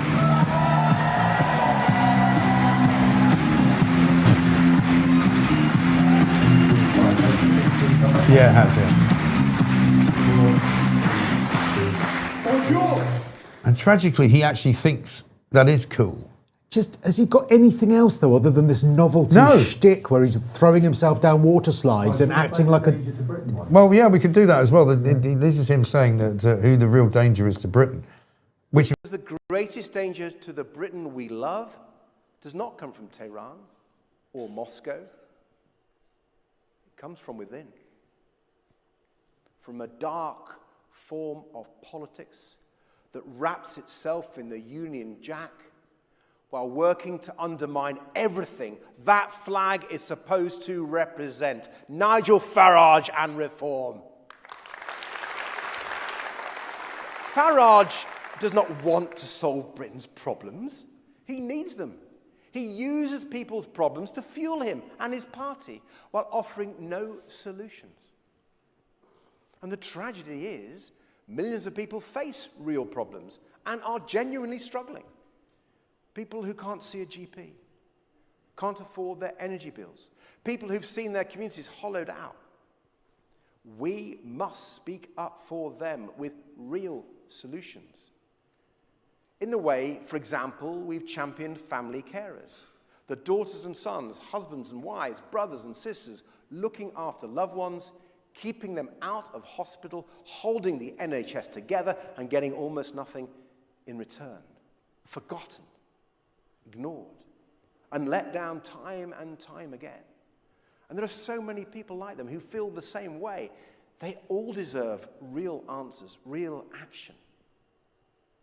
But what they're being offered by reform is a man with a pint and a grievance and no plan whatsoever. Another con man, like the failed former Conservatives who now stand behind him. It's one to no one, I guess I would say. Con man. But also, why is he going on about Nigel Farage and the Union flag? But, well, first, he didn't call it the Union flag, he called it the Union Jack, and that irritates me because Yeah, it's I know, not... he's got that wrong, because right. he's got that wrong. But secondly, Nigel Farage, who uses people's problems to fuel his political sort of ideas, and paraphrasing. Well, yeah, because that's what politicians do. Yeah. Yes, you would hope a politician would use people's problems in order to fuel their as ideas. opposed to ignoring them. Because that's what you're supposed to do. And it really irritates me, this, because love or loathe reform, this strategy of anyone who votes for reform or anyone that likes reform is racist. Yeah. I mean, it's not going to work. No. And actually, It's also not true. But if you disagree with reform, disagree with them on their policies, debate them on that. But this blanket, well, they're all racist, aren't they? It's just absolutely ridiculous. And also, the only reason it's said is because reform sit on the centre-right of politics. You're allowed to be an extreme on the left. I mean, let's talk about the Greens. Did you see the Greens plan today? Yes. About the Church of England? Yes, they want to get rid of it as the official Church of Great Britain, right? That is an extremist policy England, I should say. on the left. Yeah. But why is that given some sort of free pass? But then anyone who disagrees with the current status quo and likes reform is far right. I know. It irritates But also, me they beyond want belief. legalised brothels, they want legalised prostitution, they want legalised drugs, they want no borders. I mean, those are all extreme positions as well. Yes, I would be prosecuted as a landlord. Yes, they would take all your property off you and give it to So somebody else. it would be more criminalised for me to rent out a nice flat to someone than it would be to deal in smack. Yes. Which is mad, isn't it? Absolutely They're mad. absolutely mental. They are mental. And Zach Polanski, I think he's going to become a cropper because I just think there's going to be stuff that's going to come out about this guy. Well, he's got a mouth like an abandoned graveyard. Yeah, he has. Well, we say here that he's the only politician that cleans his teeth with a hammer. Morning from Tuvalu. Oh, that's a good one. We've got our little map here. We've got our little globe here. We stick pins in it as to where people are listening There's no expense spared on this programme, is there? This is fantastic. Now, unfortunately, I'm going to have to, again... ask Pooch where Tuvalu. Well, it's sort of it's north of Australia, right? But put it on the other side. What do you mean? Pacific, on the left hand. Oh, what you mean to the left of, like over there? Yeah, that's it. Oh, okay. Well, there's nothing there though. Yeah, there is. No, well, I know there is, but on the map, I mean, there's nothing there. But okay. So we put it a bit further down. Yeah. You be careful, because your little prick is poking through the back there. Well, it's too big, isn't it? That's It the thing. really is. That's what happens. Now this, I've already got one in Dubai, but I've just put another one there because this is from Darren Scarth. He says, Mike, fantastic show, my friend. So pleased that things are working out for you. Can I have 3 bumper stickers, one for my car, one for my van, and one for my son who lives in Dubai? Oh. Absolutely right. Of course you can. Now, this is something we've asked for. People send in herons and birds all the time. Got 2 here. We're not sure who they're from. So if you want to claim those... we'll put them behind me on the shelf. There's nothing I'd like to give you more than a cork. Thank you. It's very early in the morning for that sort of talk. We're talking about birds. Don't be so vulgar. Susan, I absolutely love your shows in the morning. Enjoy agreeing with your news on the latest news, or your views on the latest news. Thank you. Dear Mike, thank you for keeping us sane and laughing. You're doing a fantastic job. Your show is great, looking good. Keep gymming, it suits you. Really love the show, and the guests do you proud. Helena. Please bring up Well, I'll 2 take stickers. that guest compliment. There you Thank go. you. Even though she wrote it before it even heard of me, but still, I'll Yes, well, take do you know what we like is that we can get guests on and they can talk for a little bit longer than the normal kind of 5 minutes or 7.5 minutes slot. Yeah. Or we have to get to the news because people have got more interesting things to say, and that's why we want people like you on who can kind of, you know, spread different ideas and talk about things in a slightly less truncated manner. God, that's the Isn't that nicest nice? thing you've ever said to me. I know. I feel a bit uneasy. I know. Well, it's usually because I see you in different situations where I've had a few drinks and they give you a hard time. Yeah. Happy to contribute to Christo being regular. Sure, most would. So pleased to see the real Christo, not the GB News version. Right, you're absolutely smashing it. Somebody else said something in and said, when Christo comes on GB News, I switch it off. I'm doing the same now. Oh. Well, I mean, it's very rude, that, isn't it? That it is. But you know what? I think that they'll hate watch. Yes. Because they'll always come back and go, I hated always everything say you had to this. say there. Howard Stern used to say, you know, people who love me watch the show for 20 minutes. The ones who hate me watch it for half an hour. Yeah. Which is true. It's absolutely true. One from Danny. Ed Miliband talking about unaffordable energy bills is like the Muslim Brotherhood talking about women being oppressed. It's true. Absolutely right. One from Alex in Wigan who says, well done on the new YouTube channel. Love the show. Please send me a bumper sticker. Bumper stickers all coming out. If you get one, though, please do take a picture of it wherever you stick it. Wherever you do stick it. And in fact, I should probably give you one, shouldn't I? If you don't mind. Where would you like me to stick it? Well, you can stick it wherever you like. There you go. Look at Please it's a accept big. that. God, it's a. It's a big. We do everything supersized here. Will I be able to? I don't know if I'll be able to see through my back windscreen You might have to with get a that. bigger car. I might need You know. to. There's one little sports saloon. I'm not sure. Yeah. Well, put it on the back bumper. I'll have to buy an if you have SUV. one. There you go. Absolutely right. Should we do some news with Edward Hughes? Let's do that. Good morning, I'm Edward Hughes with your news. In the UK today, a serious meningitis outbreak at the University of Kent in Canterbury has claimed 2 lives, with 11 more students seriously ill. Health officials are rushing antibiotics to those affected amid growing concern over campus clusters. Energy bills remain a major worry as the ongoing Iran conflict drives up global oil prices. Prime Minister Keir Starmer is set to announce emergency support packages today for households hit hardest, especially those using heating oil, with wider help promised to ease the cost of living squeeze. Politically, tensions linger from the weekend's restricted Al-Quds Day protests in London, where police contained demonstrations amid Middle East war fallout. Elsewhere, the government is accelerating nuclear power plans to boost energy security. That's the latest from the UK. More details throughout the day. Please remember to like and subscribe. Laters, Tigers. That's Edward Hughes with the news. Do you like Edward Hughes? I like Edward Hughes. He's got a very similar name to Hugh Edwards, we you were see. we were messaging on OnlyFans the other day, me and Edward. Yeah, well, we've told him to stop doing that while he's reading the news. Yeah, but he's not allowed to send pictures of himself either. That's definitely, a matter. 9:22 though. Should we do plank of the day? Oh, or is it? Yeah. Hello, it's plank of the day time. Now, plank of the day is something that we do, obviously plank of the week as well, but plank of the day, we try and choose whoever's been stupid. Normally, it will be something in the news from today, but it's actually from the news at the weekend. I don't know if you saw these kind of lefty activists who decided that they would do an en masse shoplifting spree. I saw that. Because apparently that will target the super rich. I'm not quite sure how it targets the super rich, but we've got a bit of a clip for you here to have a look at. Check this out.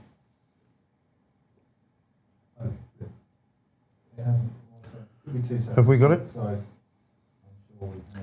We've got a few gremlins today. Yeah, we have. No, sorry. It's occasional Monday gremlin Monday scenario. Yeah. But basically what these people did, they're the sort of the former Just Stop Oil, now called something else, but, Just Stop being a Wally, I think would be the way I would say. And they weren't they just going in and saying, and they've been defending it since, saying that they're going to go in and keep taking all of this stuff because it's sticking the boot in. Yes. To the rich, like you said, but we'll end up paying that. Yeah, I mean, it doesn't make any sense. So they call themselves, let's have a look, I've got the story here. They basically said they were liberating food and donating it to people in need. They targeted Tesco, Sainsbury's and Morrison stores across several cities, right? Basically stealing food from shelves for redistribution to food banks. And but they say food for the people, not profits for billionaires. I mean, who do they think is making the food? The farmers in this country are making a lot of the food. But also, they're not donating it. I am, and you are, because the supermarkets aren't going to suddenly go, well, you know what, we'll take that hit to our profits. No, of course not. I mean, this is the problem with some of these people. They're called Take Back Power. Take Back Power. I mean, they've always got some sort of nonsense name like that. It's always 3 words, isn't it? You know, you are idiots. Yeah. But the thing is that this is like the basic economics that they don't understand. And it's unfortunately a bit like the Greens as well, in as much as they just think that if you keep hammering people, either by stealing off them or taxing them, that somehow there's going to be more money. Right. There isn't. It's like throwing paint over Winston Churchill's statue in Westminster is going to change anything. It really isn't. How about this, though? This shows you how two-faced and hypocritical they are. Metropolitan police officers were told by supermarket staff in London and Exeter that a member of the group subsequently paid for the items after the publicity machine had moved out of the shop.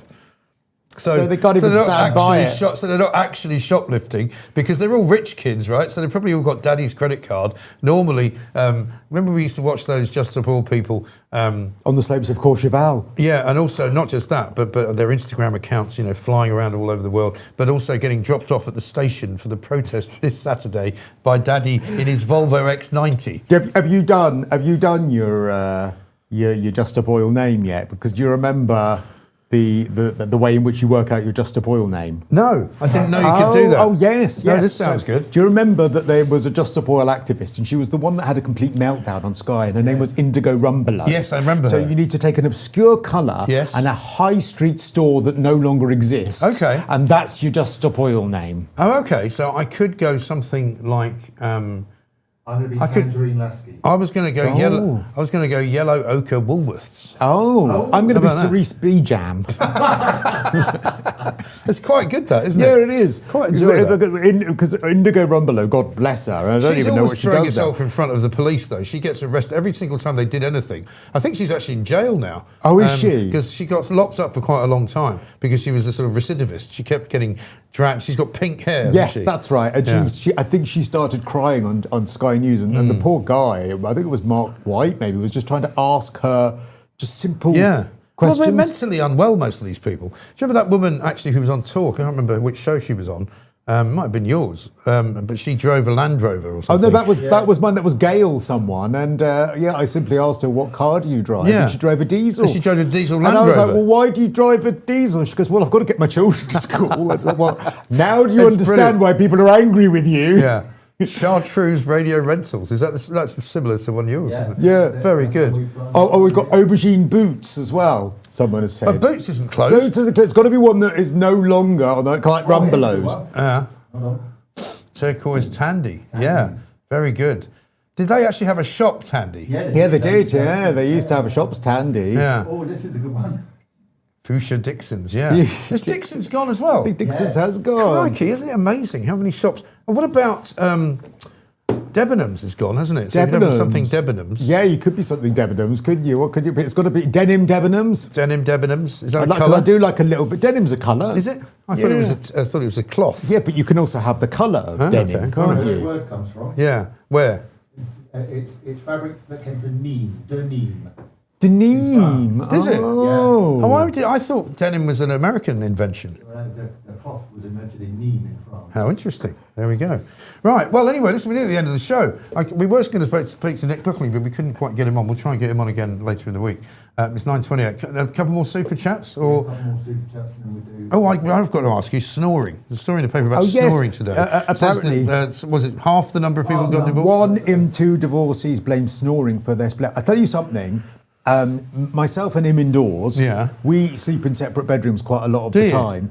Which you have separate bathrooms as well? Yes. And I think that's a good recipe for success. Separate bedrooms is a great relief to him mainly. Yeah, I would imagine so. Yeah, I'd want a separate bedroom as well. It's saved You've been a separate town. Yeah, they're definitely separate key, locks and everything. Yeah, but it saved our marriage. Did it? Yeah, because we were snoring, and I used to get up at like 4 a.m. and I still get up at stupid times to go and do things like this and all this kind of stuff. But he works normal 9 to 5, and it was killing us. It's difficult when you do what we do to have any kind of relationship with anyone. really, because well, that's why you've given so much money to divorce lawyers. Well, exactly right, and because you're getting up at odd hours of the day, you're having to work late at night. I mean, I've done overnight shows, I've done early morning shows, I've done middle of the day shows, late night shows. It's quite difficult to have a normal life. When I was a newspaper reporter, I was always getting sent away places. Yeah. And you'd sort of go away and you'd go, how long are you going for? I don't know. When are you coming back? I don't know. Yeah. And I'd get in America. We used to try and have dinner parties, and I'd always be away. And then my wife would say, well, when are you coming back? I'm like, well, when I called you yesterday, I was in Dallas. Well, and now I'm in Los Angeles. And, you just kept getting moved around. See, you can't have a long-term relationship like that. And so that was why it absolutely saved us. But you're absolutely right as well, a separate bathrooms. Talking of Dallas, Larry Hagman, J.R. Ewing told me, actually, that was the secret to a long marriage, is having a separate bathroom. And it's true, I don't want to do my ablutions anywhere near my partner. No, of course not. I think that's perfectly acceptable. As far as my partner is concerned, it doesn't happen. Limits, yeah, absolutely. So people that go into the loo when their partners are like sat on the loo. Oh, I know. Why would you do that? There's nothing worse. I think you and I have had this conversation before, but there are bars in America. I mean, I haven't been to many of those types of bars for a long time.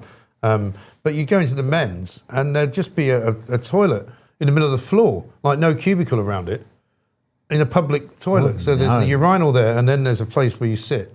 But it's exposed and open for everyone. Yeah. Oh, that's awful. I know. That's awful. That I is the walked end of into the one of these world. places, there was a guy sitting there, and I just went straight back out again. That is the end of civilized society. It's That is the end of the world. It's bad enough here, where here in this building we have like gender neutral toilets. So you go in, but there's a cubicle. And there's about 5 cubicles, right? But you could be sitting next to a woman or a man, you don't know. See, I always used to use the ladies if I could, not because of gender neutral, but because it was cleaner. Yeah, but I feel terrible. sorry for the women going in there, because if some horrible hairy-ass guy sitting next to you doing whatever he's doing, and also the piddling on the seat and stuff as well. You've got to have good aim. I bet your aim's terrible, actually. It's not as good as it was. Jane has said, look, those small herons were from me. Thank you very much, Jane Ferguson. There you go. Well, thank you, Jane. We shall put them in pride of place behind my right shoulder, along with the lovely plate. Have you noticed that nice plate we've got over there? Oh, where are we? No, that way. That way. There we go. Over there. No. I can't get it right. Harry and Meghan. Yes. They were trending on Twitter last night, and I can't work out why. Didn't seem to be any reason. They're off to Australia, aren't they?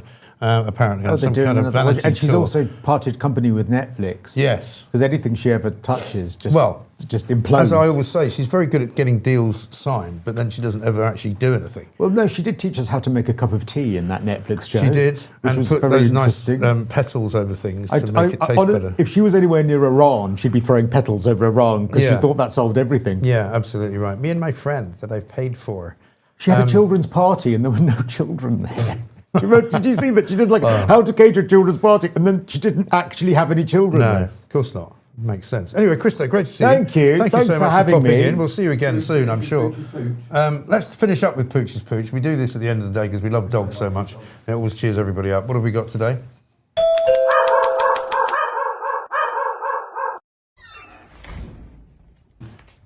Daisy. Oh, it's a woman. It's a girl dog. It's a retriever, yeah. It's a bit muddy. Oh dear. Daisy. Oh no. Hazel? Oops.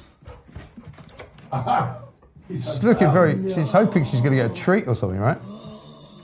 Oh dear. She's been on the bed. No! Oh my God. No! Back on the bed. Brilliant. So anyway, 11 million views, hopefully 12 million by this time next week, and that's the sort of rate of the speed with which we're going up. And do like and subscribe to the channel, please, because it does help us with the algorithm. It does help us get into further parts that we otherwise wouldn't reach, which is also very important, of course. Thanks to Christo, thanks to Pooch, thanks to Charlotte, thanks to all my other guests today. We'll be back tomorrow at 7 a.m, hopefully on time.